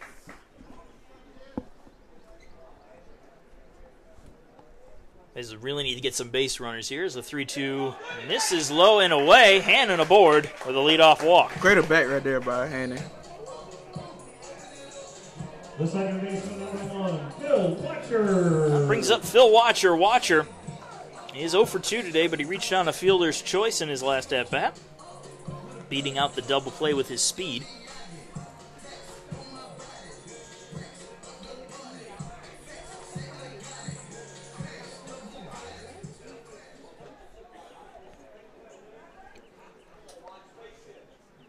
First pitch to Watcher is a swing and a miss on a fastball, strike one.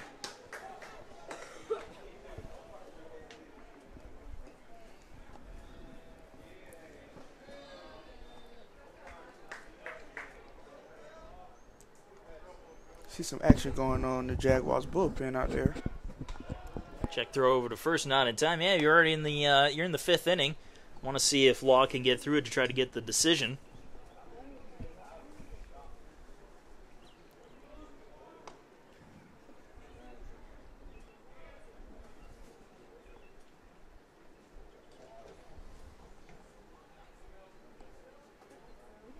Here's the 0-1. Low and inside. Hannon takes off. The throw to second is off the mark, and if it wasn't off the mark, they would have had him dead to rights. That's actually a great read in the dirt. You put a lot of pressure on the catcher because he's trying to get the ball and he's trying to get it to second as quick as possible with it. And Hannon has a good speed on him, so that was a great play by reading the ball in the dirt. Yeah, he picked it up right on the throw there. Yeah, he didn't hesitate at all. So an even count of 1-1 to Watcher. I think Watcher's looking to get something on the right side. Ball goes all the way to the backstop as Watcher dances out of the way. And Hannon will take third base.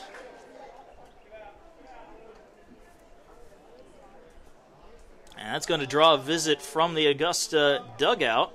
Going to talk and try to settle Law down and give their bullpen some extra time to warm up. We're going to take a very short break. Be right back.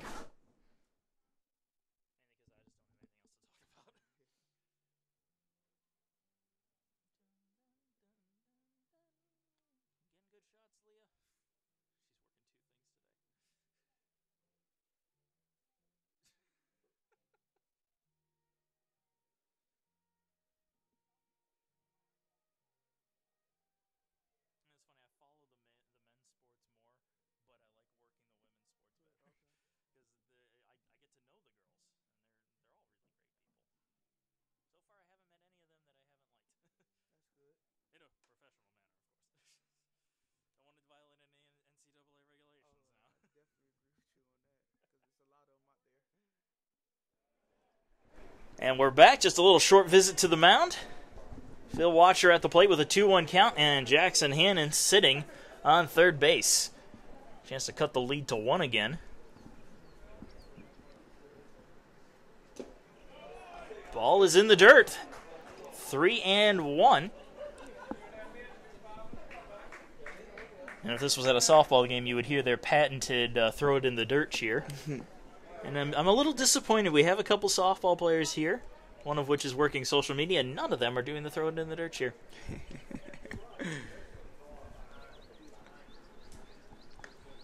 Here's the 3-1. Outside for ball 4. Phil Watcher will take first base to give the Pacers runners on the corners with nobody out. And Phil Watcher has an eye on him, man. I mean, you can't get him to chase anything. It has to be there. It has to be there. I guess that's why his on base percentage is pretty high. It is a very high on base percentage, well over 400.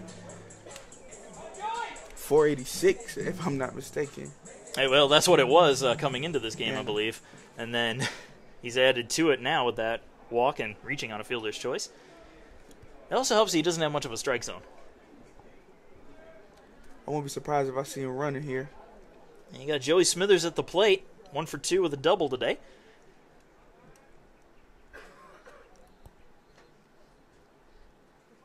And Smithers lays down a bunt down the first base side. The ball's going to stay fair. The throw to first is not in time. Joey Smithers beats it out. Jackson Hannon scores. And now it's Augusta's turn to have a chat with the first base umpire. But as it stands right now, it is 3-2 Augusta with runners on first and second for the Pacers. That was a bang-bang play. I think that could have went both ways. Well, as they say, a tie goes to the base runner, and I think that's about as close as it was right there. I'm pretty sure if they had to call him out, the Pacers coach would have had a lot to say about it too. Oh yeah, I can just imagine Kenny Thomas would be running out there having a few more words. So I wonder, with Connor Durden, a big time hitter with a lot of power, do you bunt him right here?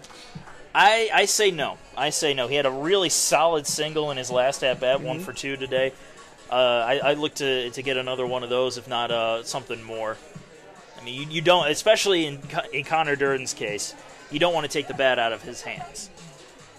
Now, if we're talking Luke Leisenring or Alex Mills, any of the next two guys, maybe go ahead. And Luke has got some speed, and even though he's mainly a catcher, he's got some speed out there, so having him bunt wouldn't be the worst idea.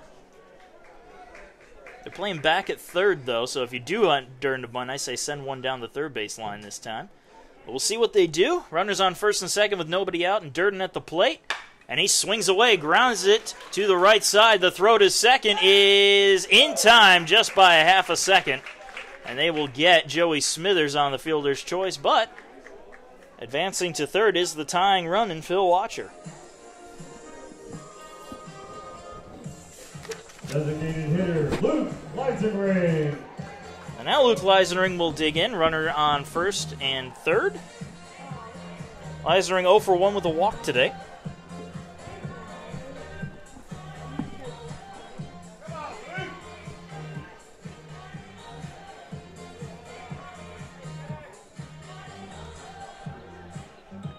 So while he didn't bunt, he had a similar result to a bunt. He moved over a runner to third. Yeah. So now all you need is a deep fly to score him. Actually, not even that deep of a fly. Again, Watcher's got speed. Check throw to first base. Durden just shuffles back to the bag. Now, I hate to say it, but I'm going to. Connor Durden is not much of a threat to steal. He does have a couple stolen bases on the season, though. But he's not known for taking off and being aggressive on the base path. That'll work. Leisenring sends it out into center field. That's going to drop in for a base hit. Watcher coming home. He will score. It's an RBI single for Luke Leisenring, and the Pacers have tied this one up at 3. The first baseman, number 32, Alex Mills. And now Alex Mills will come up to the plate, and Augusta is going to make a pitching change. That's the end of the night for Law. We're going to go to a break and be back with a brand new pitcher out of the Jaguar bullpen.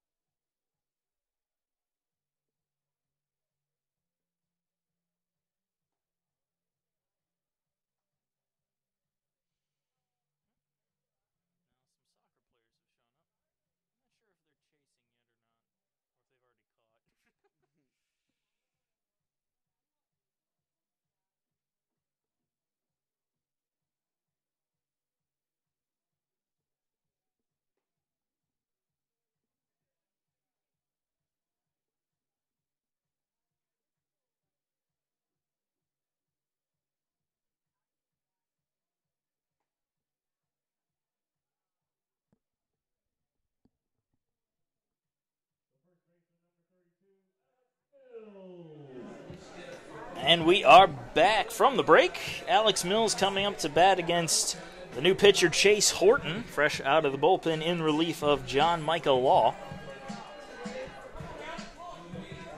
Runners on first and second for the Pacers with one out. We are all tied up at 3 here in the bottom of the 5th inning.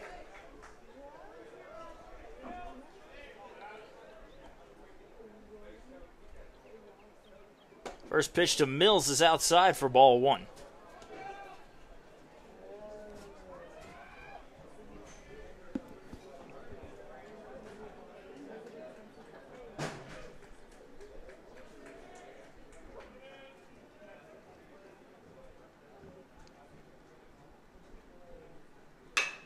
Here's a chopper to the left side. The throw to second for 1. The throw to first is not in time. Mills able to beat out the double play, but Leisenring will head to the bench on the fielder's choice.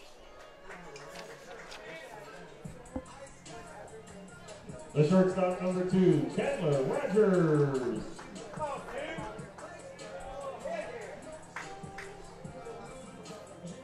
So Chandler Rogers coming to the plate now. Runners on the corners of the Pacers with 2 outs. Rogers is 1 for 2 today, reached on a fielder's choice, singled and scored a run. A decent day offensively for the Pacers shortstop. He has a chance to give the Pacers the lead here with a base hit.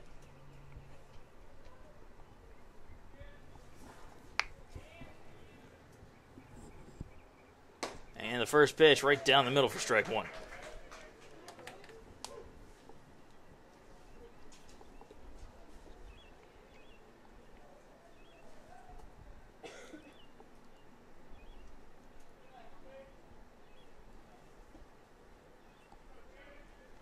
The 0-1.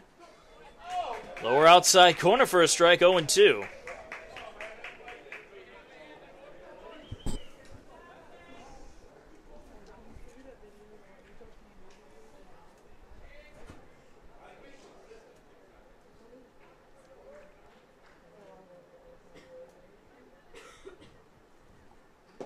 Low and away, 1 ball, 2 strikes to Rogers.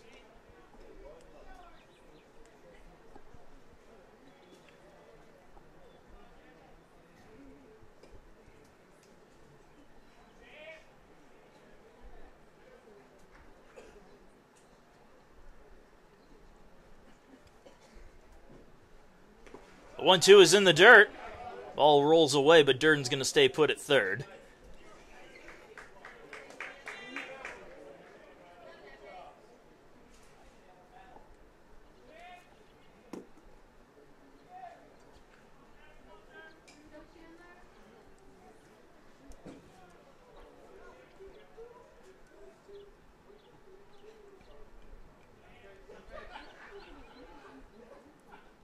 The 2-2 pitch as Mills takes off, grounded to short. The throw to first is in time to end the inning, but the Pacers drive in 2 runs as they have tied the Jaguars at 3, moving on to the top of the 6th inning.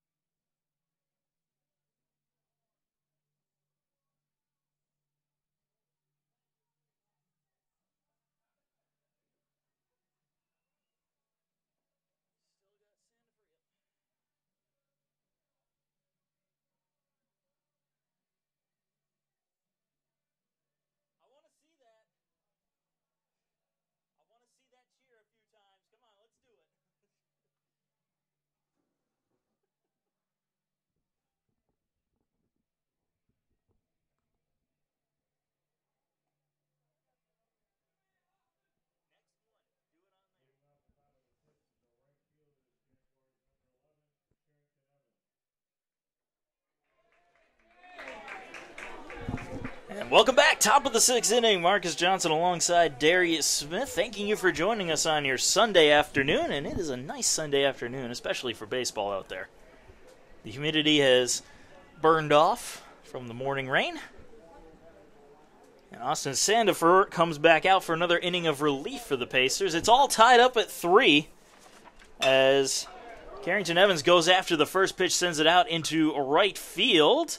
And there to make the catch is McQuillan for the first out. One pitch, one out, one of the pitcher's best friends alongside the double play. And that brings up Patrick Watson. Watson 0 for 2 with a strikeout.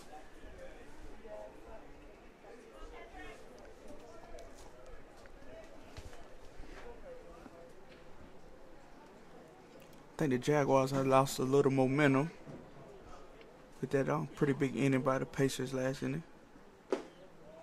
Pitch is low for a ball, 1-0. And baseball's a game of momentum in many times. And right now momentum is on the Pacers' side. They've got a really good relief pitcher out there in Austin Sandifer. And you managed to tie up the ball game. In there for a strike, 1-1. And Sandifer has been just really a treat out of the bullpen, a freshman. And you're already turning to him in a lot of high-pressure situations, and he comes through for you. And I'm wondering if maybe they're going to try to do to him what they did with Mitch Spence, swing and a miss, count 1 and 2, and try to convert him into a starter. Yeah, I wouldn't be surprised. You can tell that he's a great pitcher. I mean, he's hitting his spots, he's throwing strikes. You know, as a pitcher, that's what you got to do. You know, hit your spots and throw strikes. And even if you don't convert him into a starter, it's really nice to have a guy in the bullpen that can go multiple innings and give you quality pitches. A 1 ball and 2 strikes the count to Watson as he fouls that pitch off.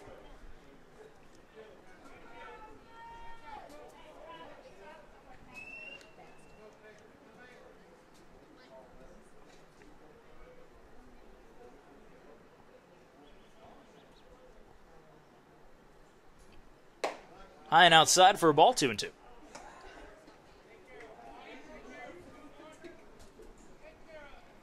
That's been the interesting thing. In past years, USC Aiken Baseball has been a game of power. They've had a lot of powerful bats in their lineup, just big-time sluggers, and they would win their games by just racking up the runs. Right. But in the past couple of years, they've lost a lot of their power hitters. Zach Moon a couple of years ago. Last year was Brian Pereira out of the lineup and all that stuff. And now they've had to turn to a more a pitching-conscious game. And while this year hasn't been the best year in terms of numbers, they're still only 2 games out of first place in the conference.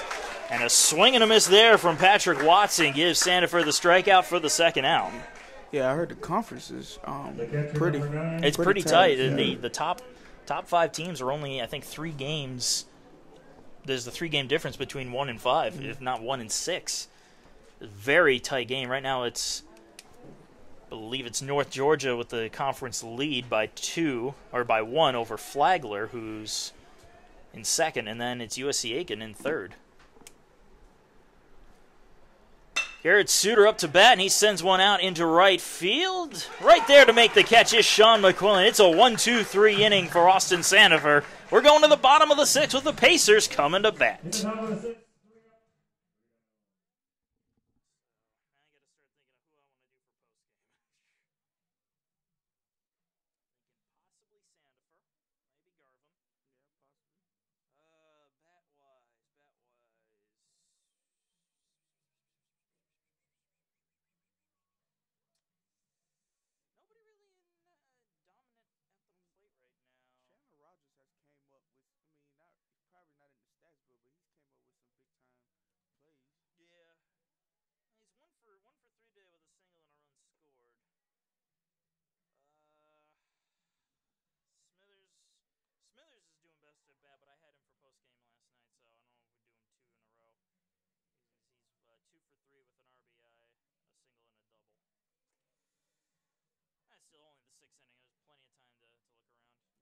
Sometimes I'll only pick one person. Like yesterday, I wanted Rafus and Smithers. I only got Smithers.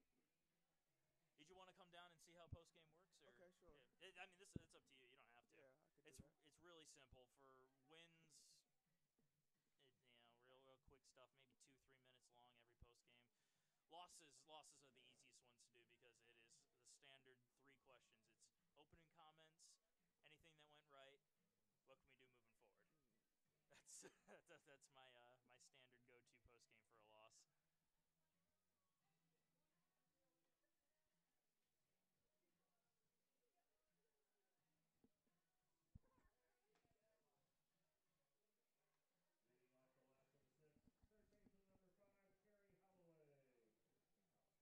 That's my my standard go-to post game for a loss. And welcome to the bottom of the 6th inning. The Pacers and Jaguars are all tied up at 3 apiece. Kerry Holloway will dig in. Holloway is 0 for 2, but he drove in a run in his last at-bat, grounding out to second.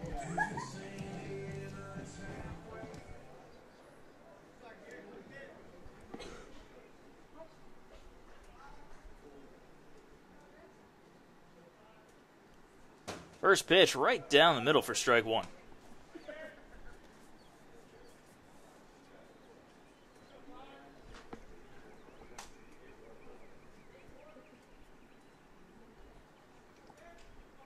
The 0-1, low and away for a ball, 1-1.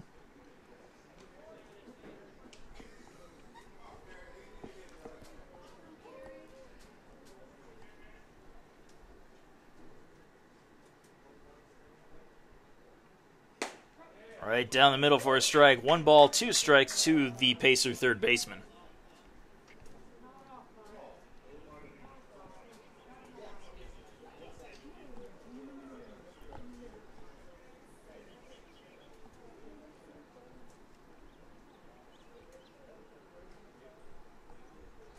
And here comes the 1-2.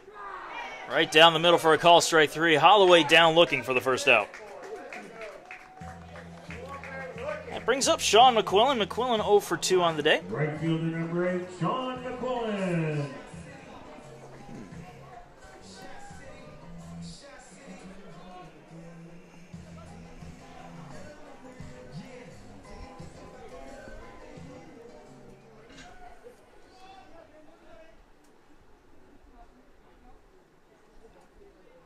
McQuillan steps out of the box before the first pitch. Now he's ready to go. Horton's still out there for the Jaguars. Shows bunt, pulls it back as the ball goes all the way to the backstop. Ball 1. McQuillan's tried that a few times on the first pitch, showing a bunt. Trying to get the infield. Yeah, and with his speed, he's definitely, if he get it down, it's a great chance he's safe at first. The 1-0. Chopper right in front of the plate. Horton picks it up, fires to first, and just barely gets it there in time. And I thought the ball boy was Kenny Thomas coming out to argue that call because that looked very close he here. He can't run it straight out. And McQuillan down for the second out. Honestly, I would have argued that one. That one was very close. A close play. I think the only reason why he probably called him out is because he hit it right back to the pitcher. But, you know, like I say, Sean McQuillan, man, that guy can run. He's got some speed, and that's why he's an outfielder, too. That's always helpful. Jackson Hannon leading things off, takes the first pitch for a strike.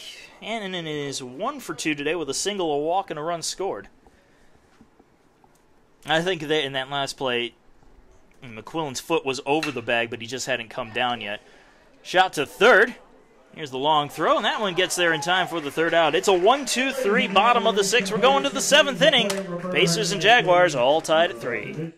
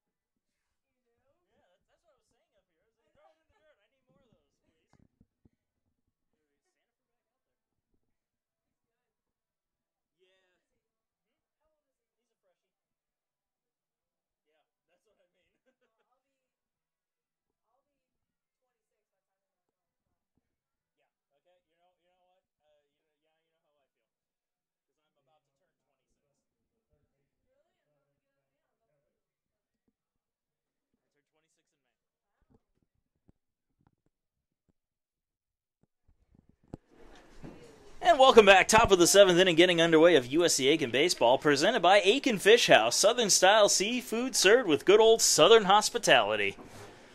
Brand new restaurant here in Aiken. Aces and Jaguars are tied at 3 as Sandifer comes back out for another inning. First pitch in there for a strike. To the leadoff man, Ben Markovich.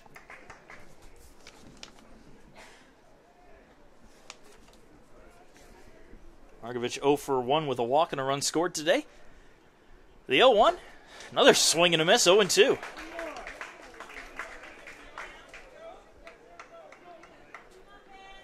I think it's that delivery that Sandifer has that makes it tough to hit off of him. It's not quite a sidearm, but it's also not quite a 3/4. Yeah, he's hitting his spot. He's been hitting his spot since he's gotten in the game. Swing once and again. a miss. High fastball got him to go right through it. Markovich down on strikes for the first out. Left fielder, Skylar Murphy. Skylar Murphy up to bat now. 1 for 2 with a single, a walk, a strikeout, and a run scored.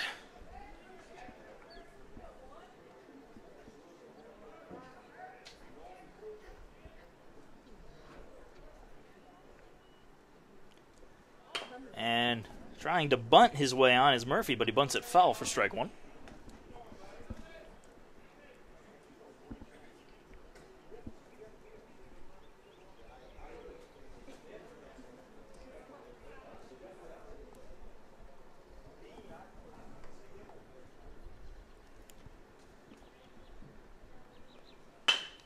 Here's a chopper to short. Rogers has it. Throws it to first and gets it there for the second out. Good routine 6-3 play. The center fielder, number 3, Devin Billardello. Devin Billardello will come up to bat now. He's having a good day, 1 for 1. A single, a sacrifice bunt, a walk, a stolen base, and a run scored. This is a guy the Pacers definitely want to get out. 2 outs and nobody on, though, in the top of the 7th. Sandifer is sitting in a good spot.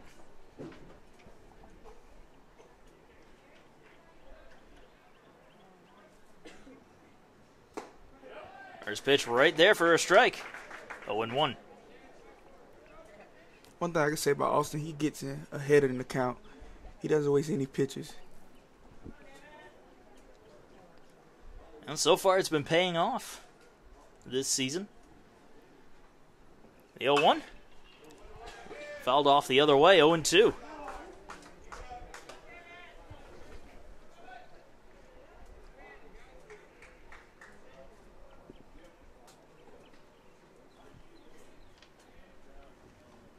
Yeah, coming into the game, opponents only had a 143 batting average on him.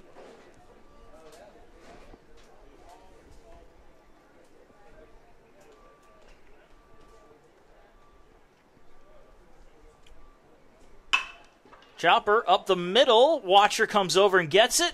Quick throw to first, and Mills can't come up with the scoop. That was going to be a tough play regardless, so we'll see how they score it.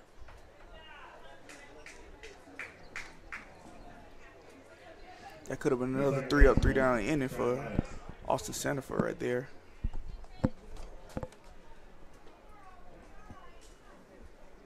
Well, they haven't put anything up on the scoreboard just yet. No, it's still up in the air. Oh, they have actually credited him with a hit, so it's an infield single for Billardello as Trent Maddox comes to the plate.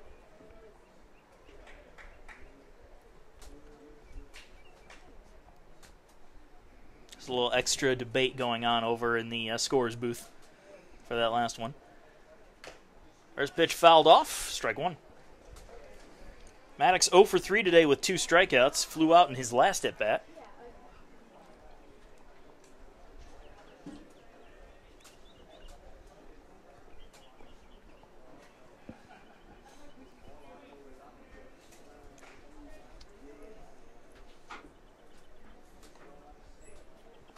Check throw to first, not in time.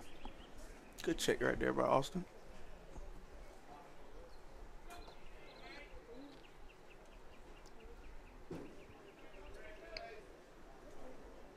he's shown pretty good pickoff moves today. Yeah, real quick feet. Runner takes off. The throw is high and away. The throw down to second. Oh, not in time. Rogers couldn't come up with the ball. He's heading for third now. And they're going to say Rogers interfered with the base runner anyway, so they will award Maddox third base.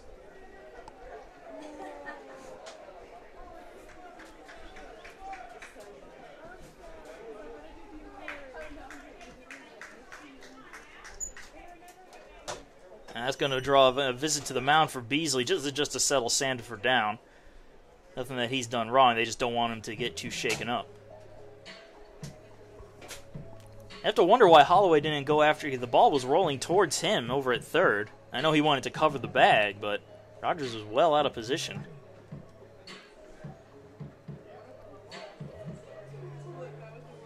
It's a very short visit to the mound. Runner on third base with 2 outs for the Jaguars. It's an even 1-1 count to Maddox.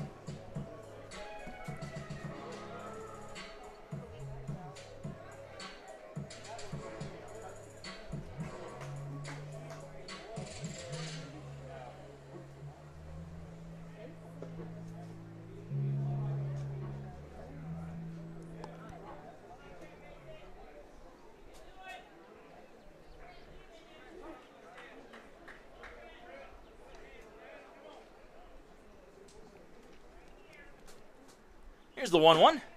And misses outside, 2-1.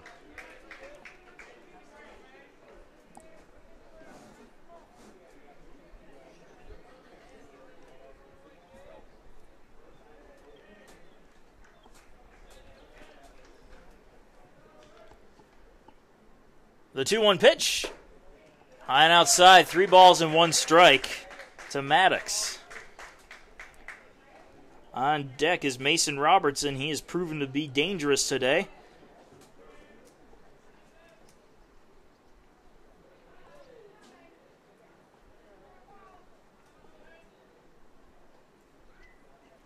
The 3-1.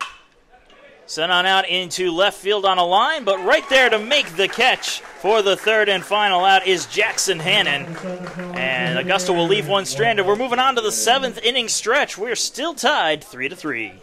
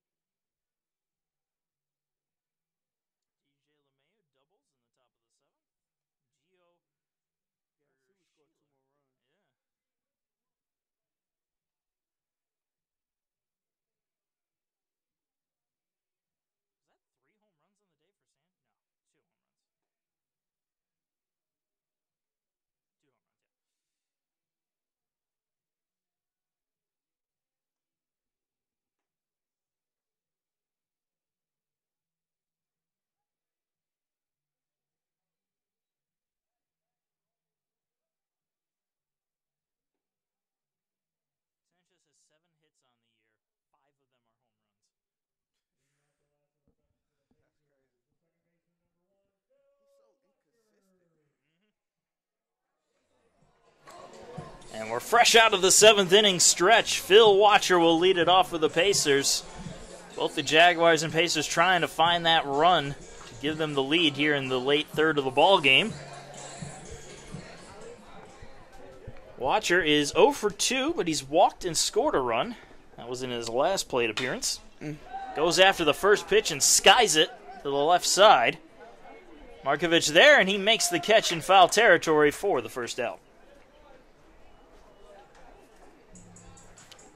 That will bring up Joey Smithers.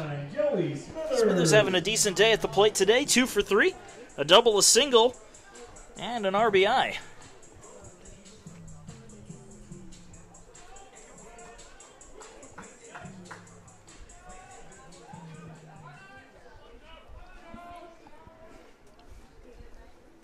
First pitch to Smithers, right down the middle for strike one.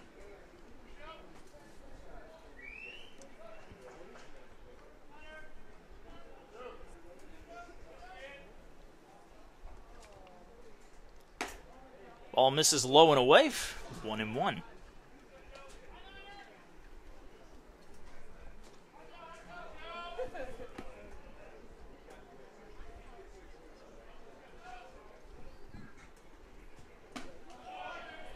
And the count now 2-1 to the Pacers center fielder.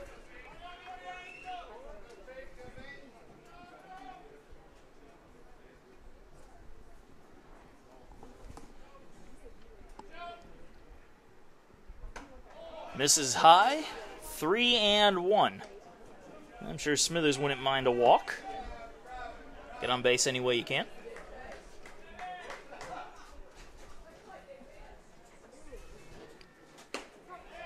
Ooh, called a strike. That pitch looked low and away. But instead it will be a full count to Smithers.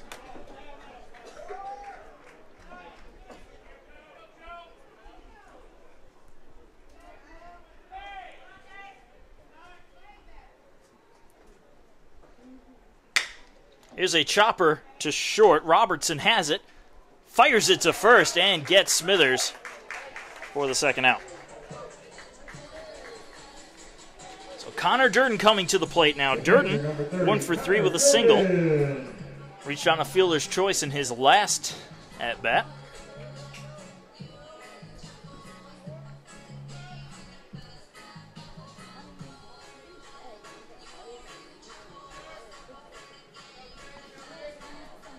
Now Durden digs in, 2 outs and nobody on, facing off against Horton.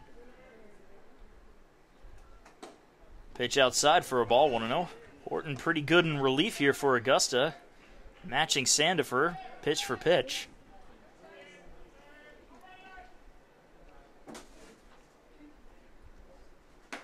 Inside corner for a strike, 1-1. Good pitch right there. Good placement, good speed. Right there on that inside corner. Fastball. Swing and a miss. Took a few miles per hour off of that and got Durden to chase, 1-2. That's the thing when you have a pitcher that can mix speeds. Fastballs suddenly look a lot faster. Yeah.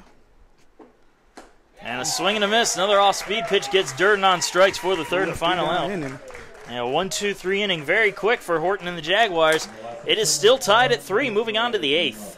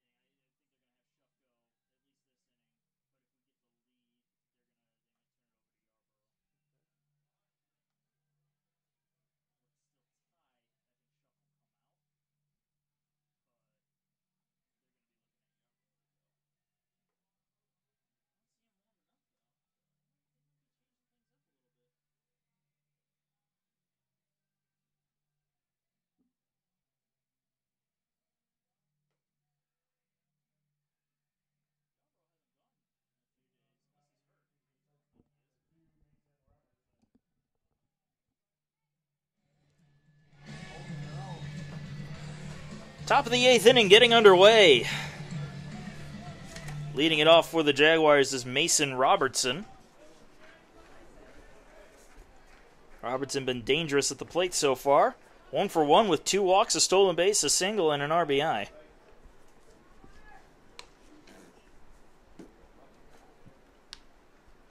And the first pitch fastball from the new pitcher, Hunter Schuff, misses high and away for a ball.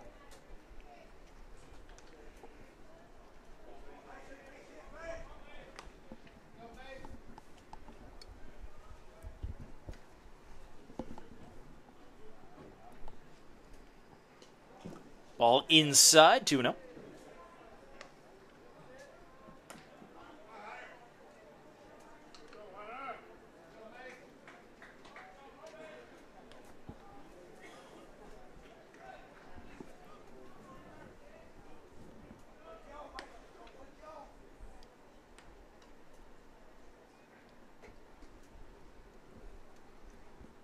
And the 2-0 is another fastball that misses high. 3 balls and no strikes to the leadoff man, Robertson.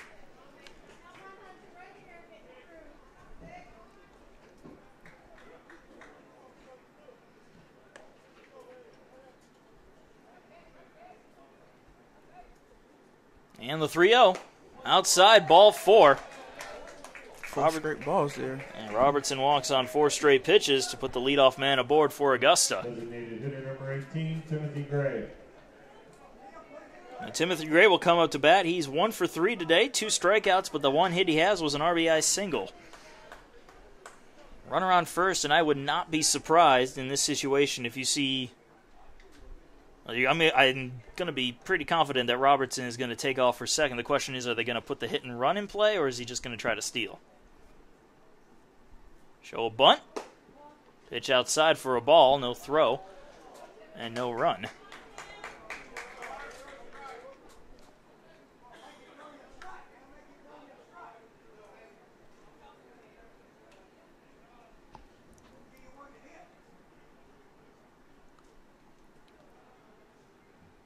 Schuff really taking his time going through the signs. Now he's ready. Check throw to first. Robertson back safely.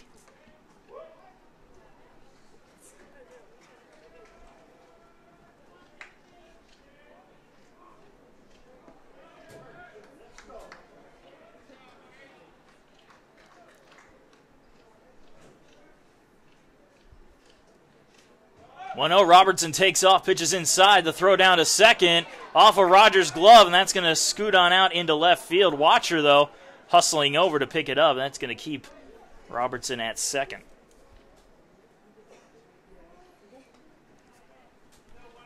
A 2-0 count, though, at the plate to Timothy Gray. Schuff has not thrown a strike yet in this appearance.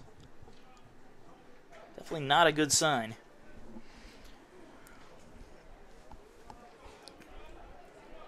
See if he can battle back right here, down 2-0. I wouldn't be surprised if he lay down a bunt right here also. I think that's what he's doing. Yep. Turns for the bunt, pitch is low and away for a ball. 3-0.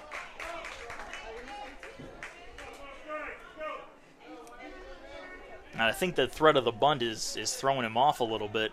He doesn't want to have him put the ball in play, but again, I say that's a free out. Let him bunt it. Right, I don't think he's trying to do it advance the runner.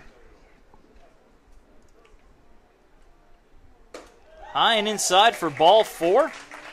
And that's back-to-back walks. Timothy Gray will head to first base, and Kenny Thomas is making a pitch and pulling change. him quickly. Yeah, this is going to be the end of the day for Hunter Schuff. He's going to the bullpen, and we are going to the break. Be right back.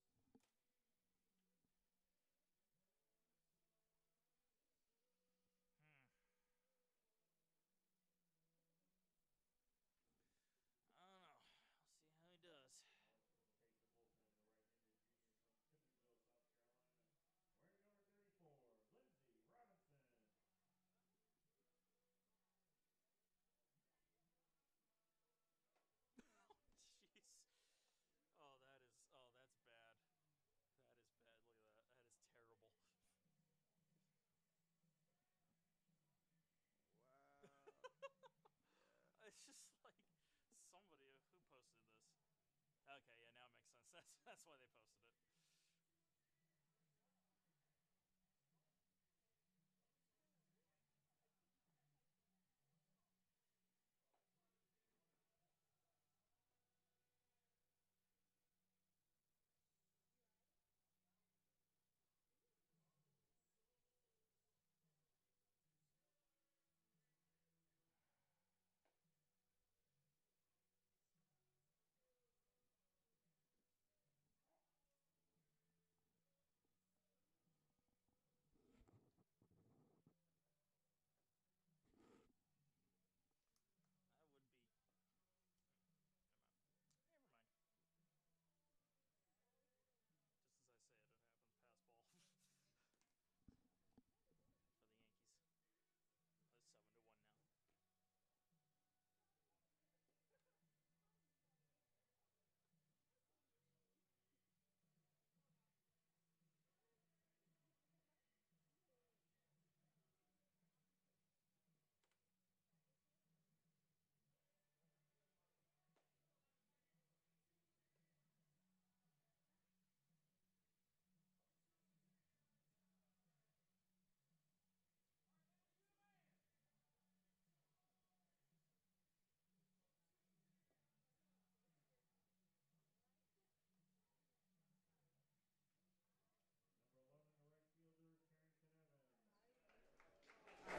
It's 7-1 now. And we're back from the pitching change. We're still in the top of the 8th inning. Hunter Schuff's day is over after just 2 batters, and Lindsey Robinson will take over for him. Runners on first and second with nobody out.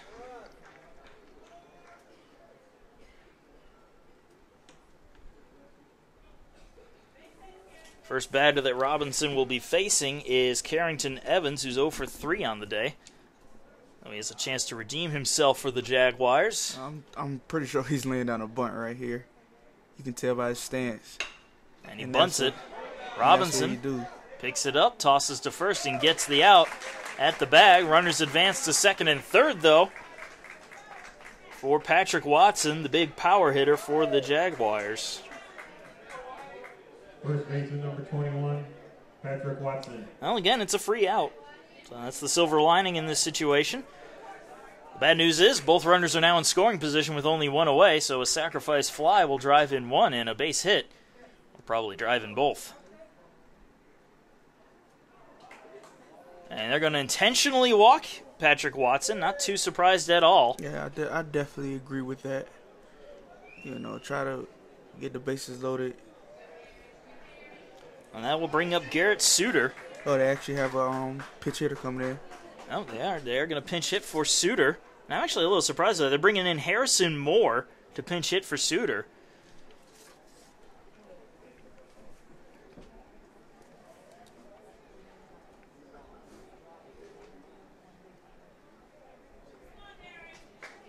Pitch hitter number 6, Harrison Moore. I think Suter has a pretty good bat. I'm actually kind of surprised that they are going to pull him. He may have been 0 for 3 today, but it just means he's due in my book. Yeah, I think he's looking for. Looking for a deep fly ball right here. Well, that would get the job done. Yeah, I think Harrison Moore has a little power on him. First and third are playing in on the grass. Middle infielders a double play depth. Bases loaded with nobody out, and the first pitch goes to the backstop. Durden picks it up, flips it to plate, and not in time. A wild pitch from Lindsey Robinson drives home a run, and Augusta has retaken the lead 4-3 here in the 8th. Each runner advances a base. A 1-0 count. 2 more.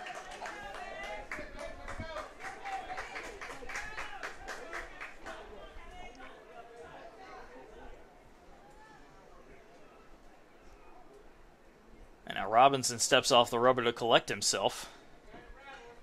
Infield now is playing in. They're going to go for the runner at home.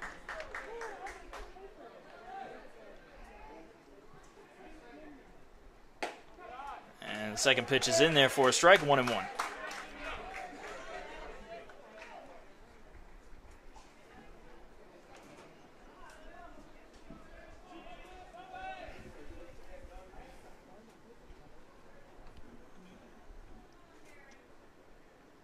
The 1-1 misses low. So 2 balls and a strike.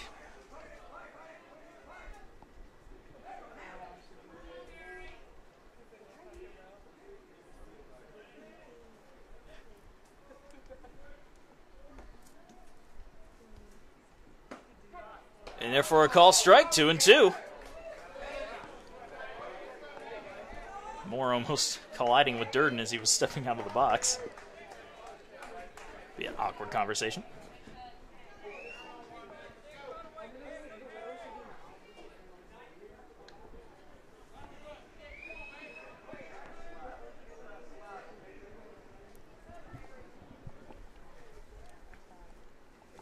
The 2-2.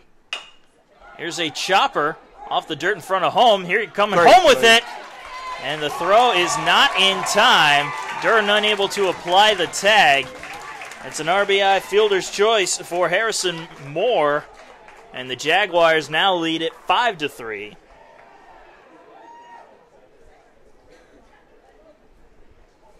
Third baseman number 7, Ben Marquez. Ben Markevich up to bat now. 0 for 2 with a walk and a run scored.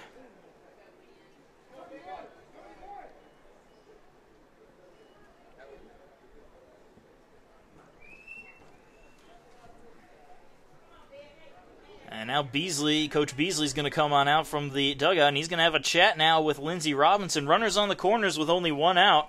Here in the top of the 8th, Augusta leading again 5-3. We'll be right back.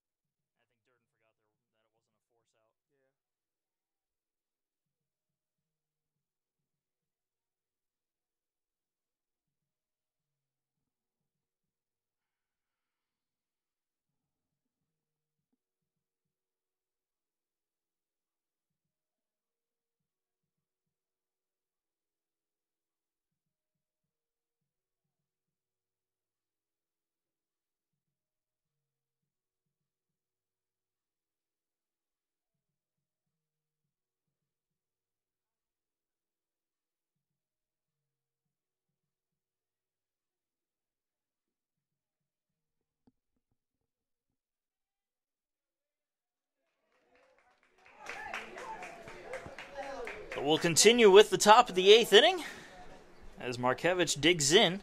Check throw to first from Robinson, not in time.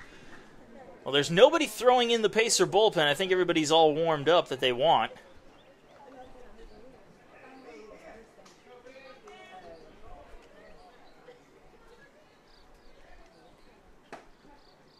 Ball's in there for a strike. Ball gets away from Durden, and that will allow Moore to advance to second. So again, both runners are in scoring position, 1 out.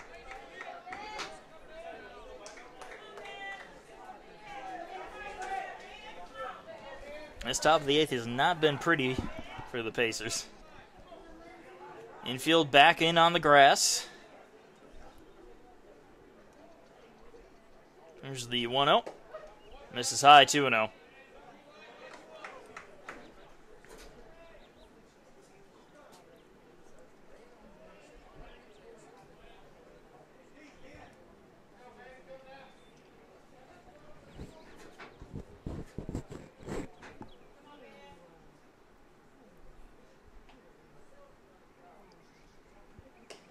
High and inside, that ball gets away. Flip to the plate is in time as trying to hustle to the bag is Patrick Watson, but he will be tagged out for the second out. It's a little bit of a lucky break there on the wild pitch for the Pacers.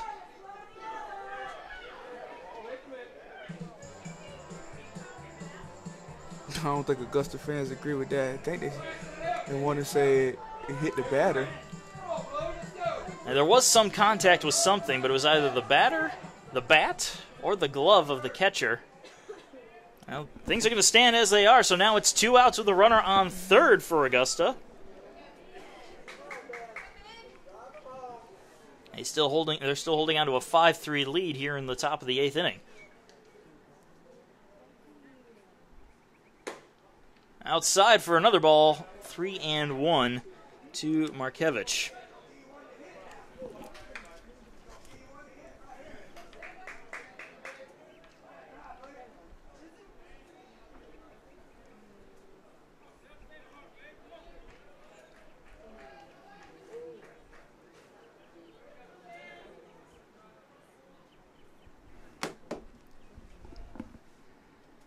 Swing and a miss.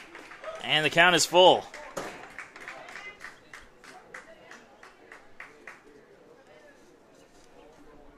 The 3 balls, 2 strikes, 2 outs, runner on third.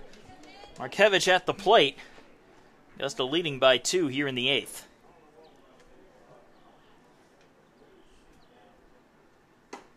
In there for a call, strike 3. Markevich down looking for the 3rd and final out. But Augusta gets 2 in the top of the 8th. They lead the Pacers 5-3 with USC Aiken coming to bat.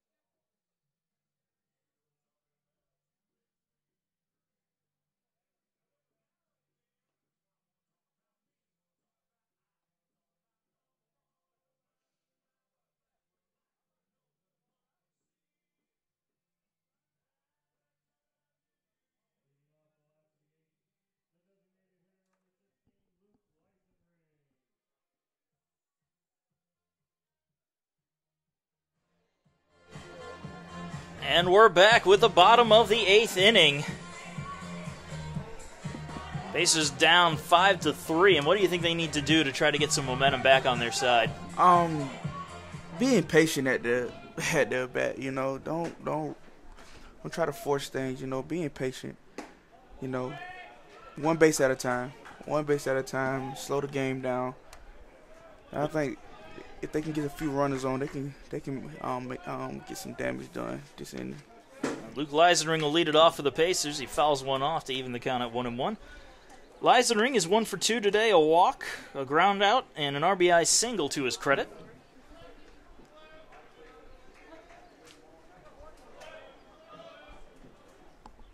Here's the 1-1. That's in there for a strike 1 and 2. It's just a tough break in the top of the 8th inning. His pitching was struggling to find their location every now and again, and Augusta took advantage of it. Leisenring grounds this one to second. Maddox is there, and he makes the play over to first for the first out. The first baseman, Alex Mills. Alex Mills will dig in. Mills is 1 for 3 today with a single.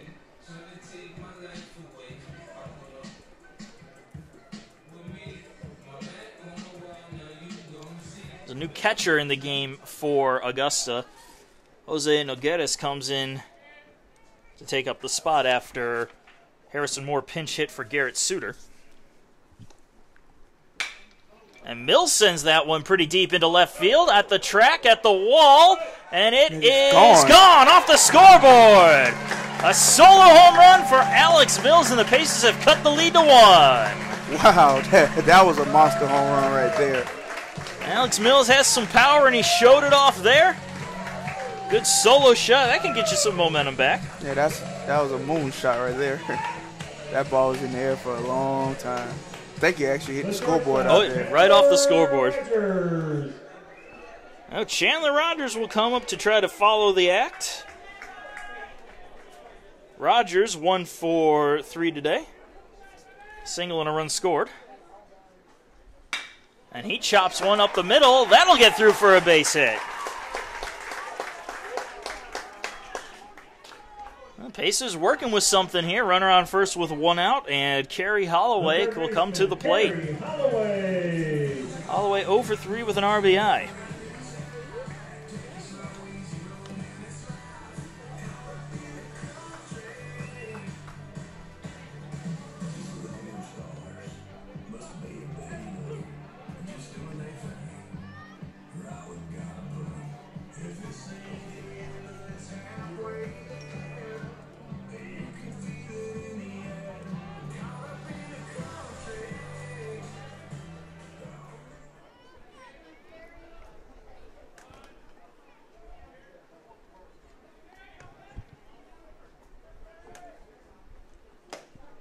First pitch in there for a call strike to Holloway. Strike 1.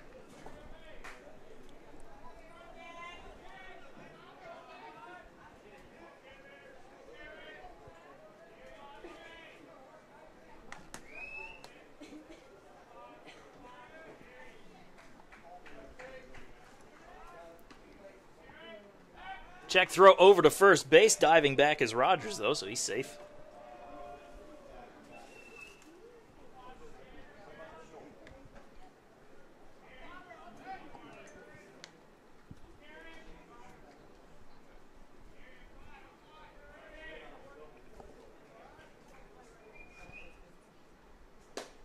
Outside corner for a call strike, 0-2 to Holloway.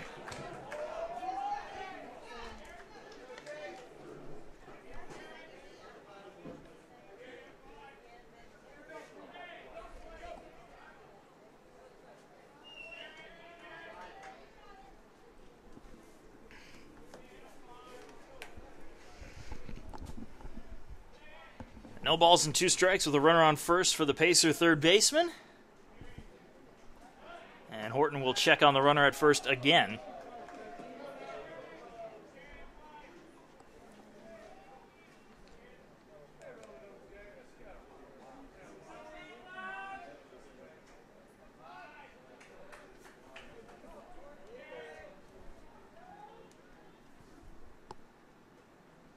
The 0-2 fouled off the other way, out of play, so we'll do it over.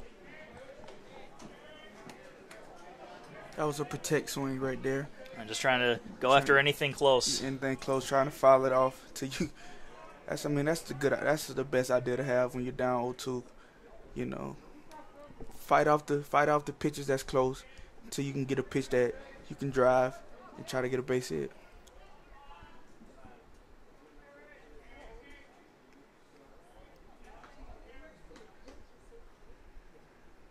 Again, the 0-2 misses outside, 1 ball and 2 strikes. Yeah, and when you're down 0-2, you have to battle.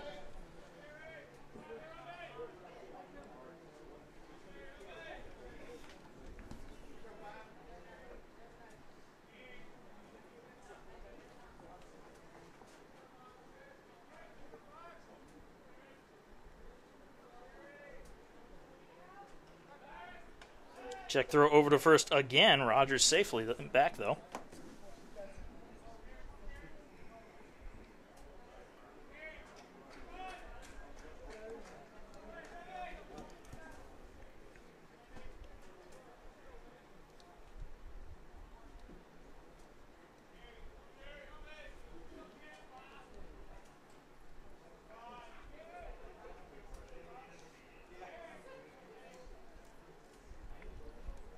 The 1-2 outside, 2 balls and 2 strikes. Holloway being patient.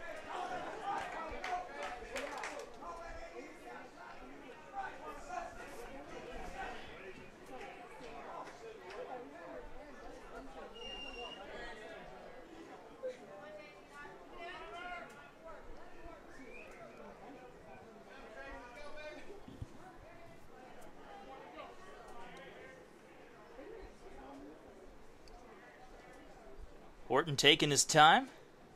Now he deals, and that one's fouled straight back. A good defensive swing from Holloway. He's having a good at-bat right now.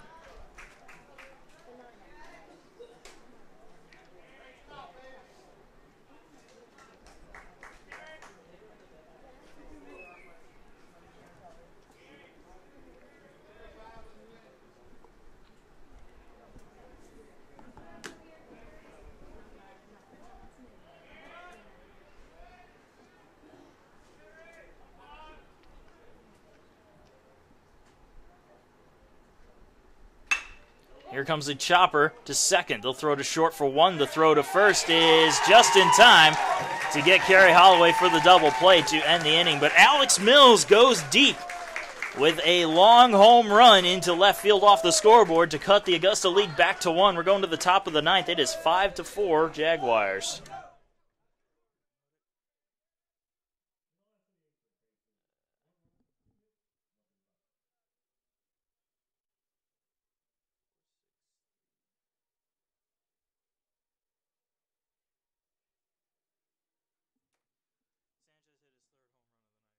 Wow, hit another two-run shot. Wow. Hopefully he can just stay consistent. I know. It's like he's just gonna hit a home run or strike out. Yeah, oh yeah. Well, his problem was last year. It was his mental aspect. Yeah, 'cause he was too much of a head case. Yeah, then he wasn't hustling at catcher. Yep. It was so much going on. This year his throwing isn't too great down to second. He's blocking the ball a bit more, though. He's getting down. I'm wondering if Judge kind of looked at him and said, listen, I'm twice your size. I will eat you alive if you don't work. Yeah. Have him and CeCe talk to him.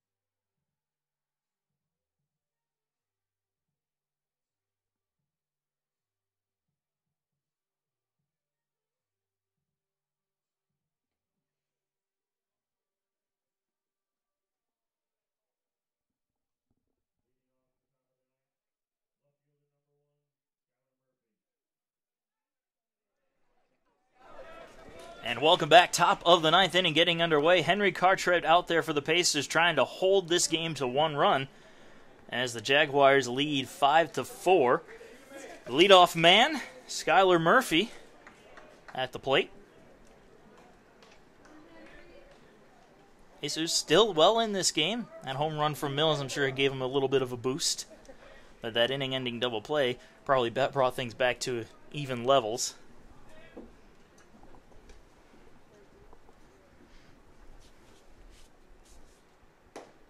First pitch from Cartwright is outside for a ball, 1-0.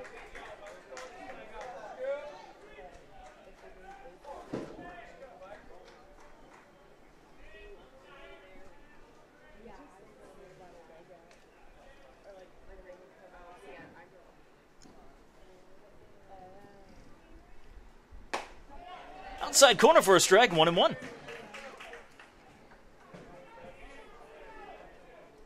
Well, while this game may be not going so great for the Pacers, at least our professional team is doing well. Right. The New York Yankees got a big lead on the Baltimore Orioles. In there for a strike, 1-2. So that's a silver lining for us. I'm not sure how you all feel at home. I know there's not everybody can like the Yankees, so. Yeah, one of the most hated baseball teams out there. Yeah, there's a reason for that, though.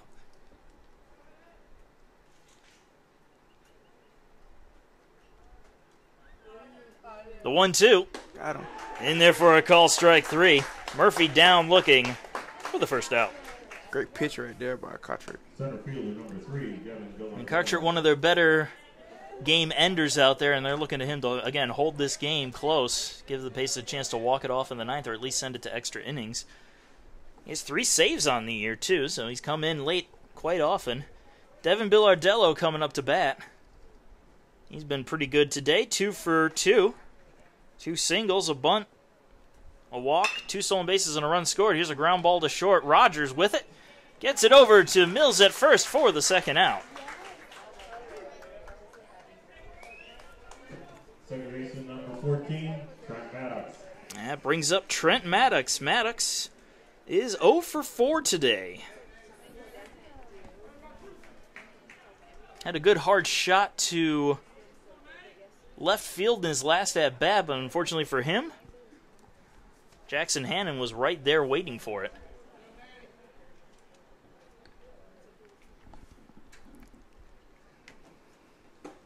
And the first pitch is in there from Cartwright for strike 1.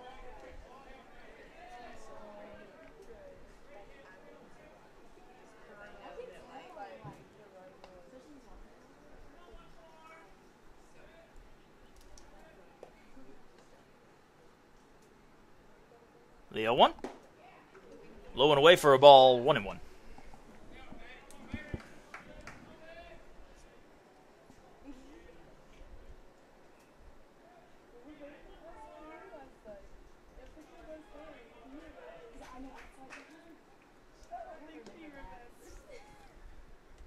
The 1-1 pitch, swing and a miss.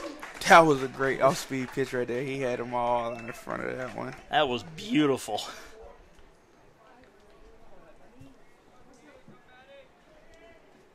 Actually, I don't want to say beautiful. That was just straight up dirty. Dirty pitch. Lots of movement. And the 1-2 goes back with the curveball, and this time he puts it behind the head of Maddox. Not quite as good of a pitch, but evens the count at 2-2.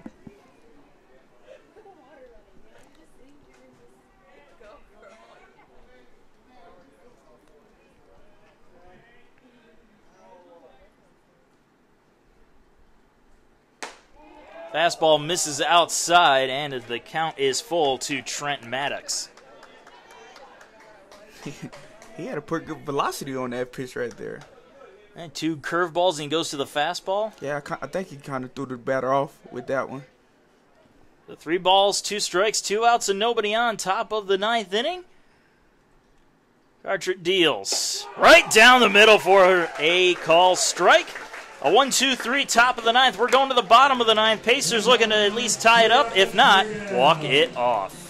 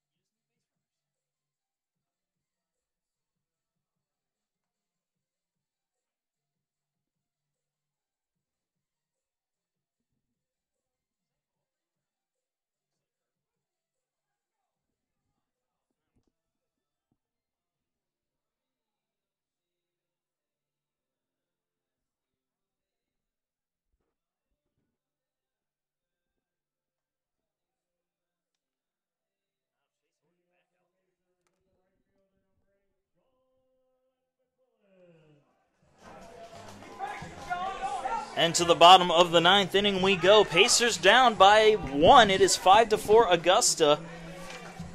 And Chase Horton is back out there for yet another inning of work. McQuillan 0 for 3 today. Be a good time as any to get his first hit.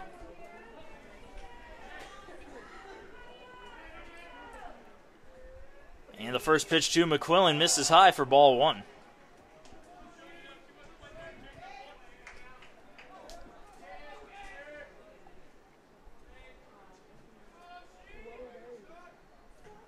The 1-0 in there for a strike, 1-1.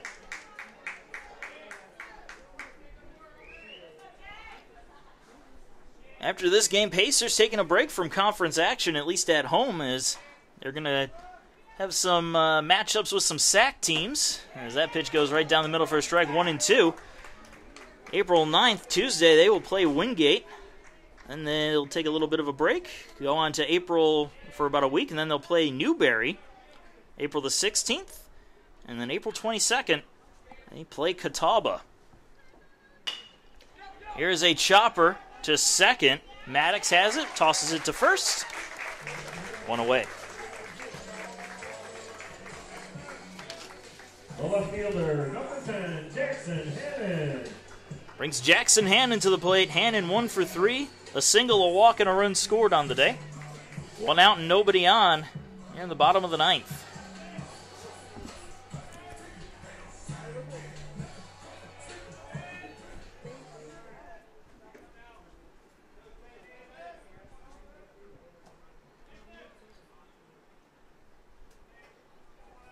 And the first pitch to Hannon in there for a strike. 0-1.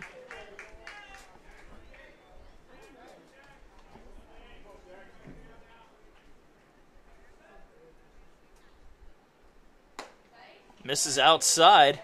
1 ball, 1 strike.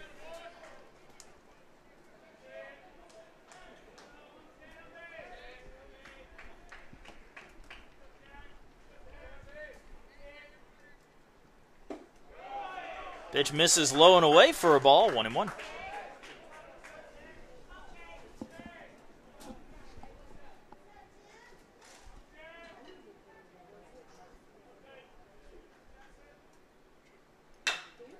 Chopper off the dirt in front of home to third. Markovich with the throw, and he's not going to get it there in time.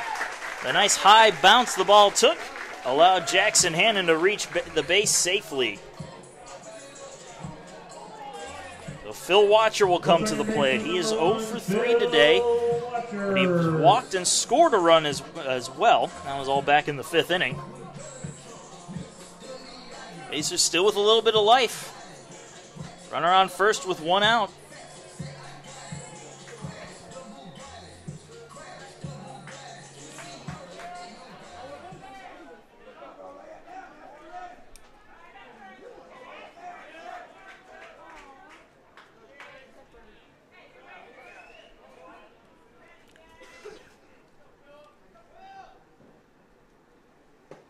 And the first pitch misses low for a ball, 1-0.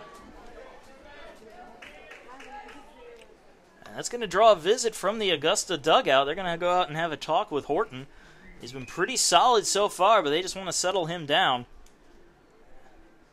See if he can close this game out.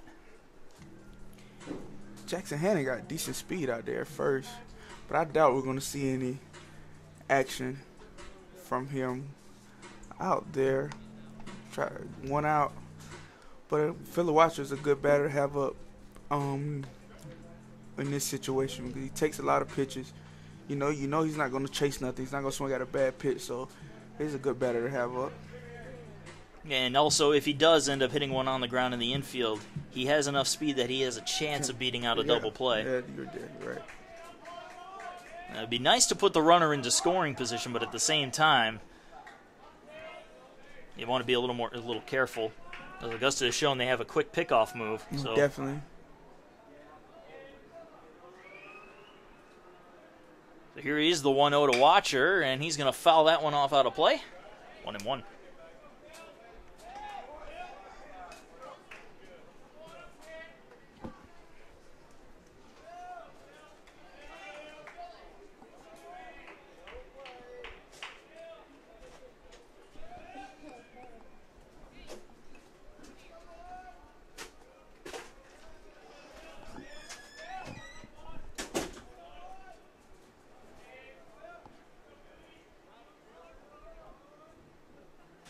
And here comes the 1-1 pitch. That's outside. 2 balls and a strike to the Pacers' second baseman.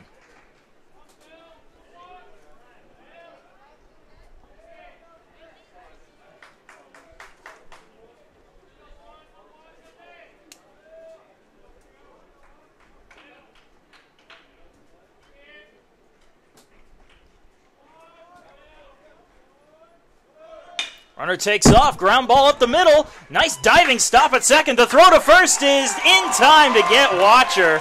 Oh, that was another close one. But Watcher unable to beat it out. And fortunately for the Pacers, the hit and run was on, allowing Hannon to make it to second safely. But a beautiful defensive stop out there by Maddox. That was a great play. No, he didn't rush himself. He dove on the ground, got the ball, kept his composure, and nice throw to first base. Good pick by the first baseman, too, also. Yeah, stealing a hit away from Watcher on the play, and also keeping Hannon at second base, because had that ball gotten into center field, you can bet with Hannon taking off on the pitch that he would have been at third base easy. So 2 outs for Joey Smithers, runner on second. First pitch to Smithers is in there for a strike. Smithers is 2 for 4 today with a double, a single, and an RBI.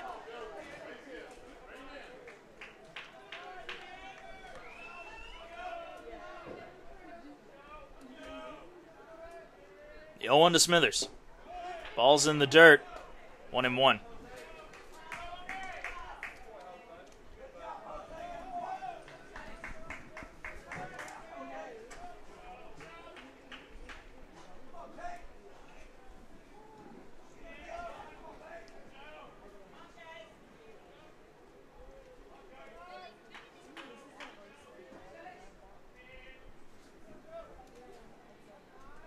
The 1-1 pitch.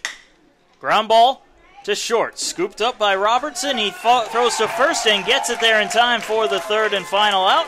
And that will do it. Augusta avoids the sweep as they take Game 3 by a score of 5-4. Pacers take the series, however, 2-1. And as we said, Pacers will return to action on Tuesday as they take on the Wingate Bulldogs. That'll be at 4 o'clock on April the 9th. Then a week later, they take on Newberry at 6 o'clock, first pitch for that game. And then Catawba will come to town. They will play April the 22nd. First pitch for that game is also at 6 o'clock. But until then, I am Marcus Johnson for Darius Smith. Thank you for joining us this afternoon, and have a good one.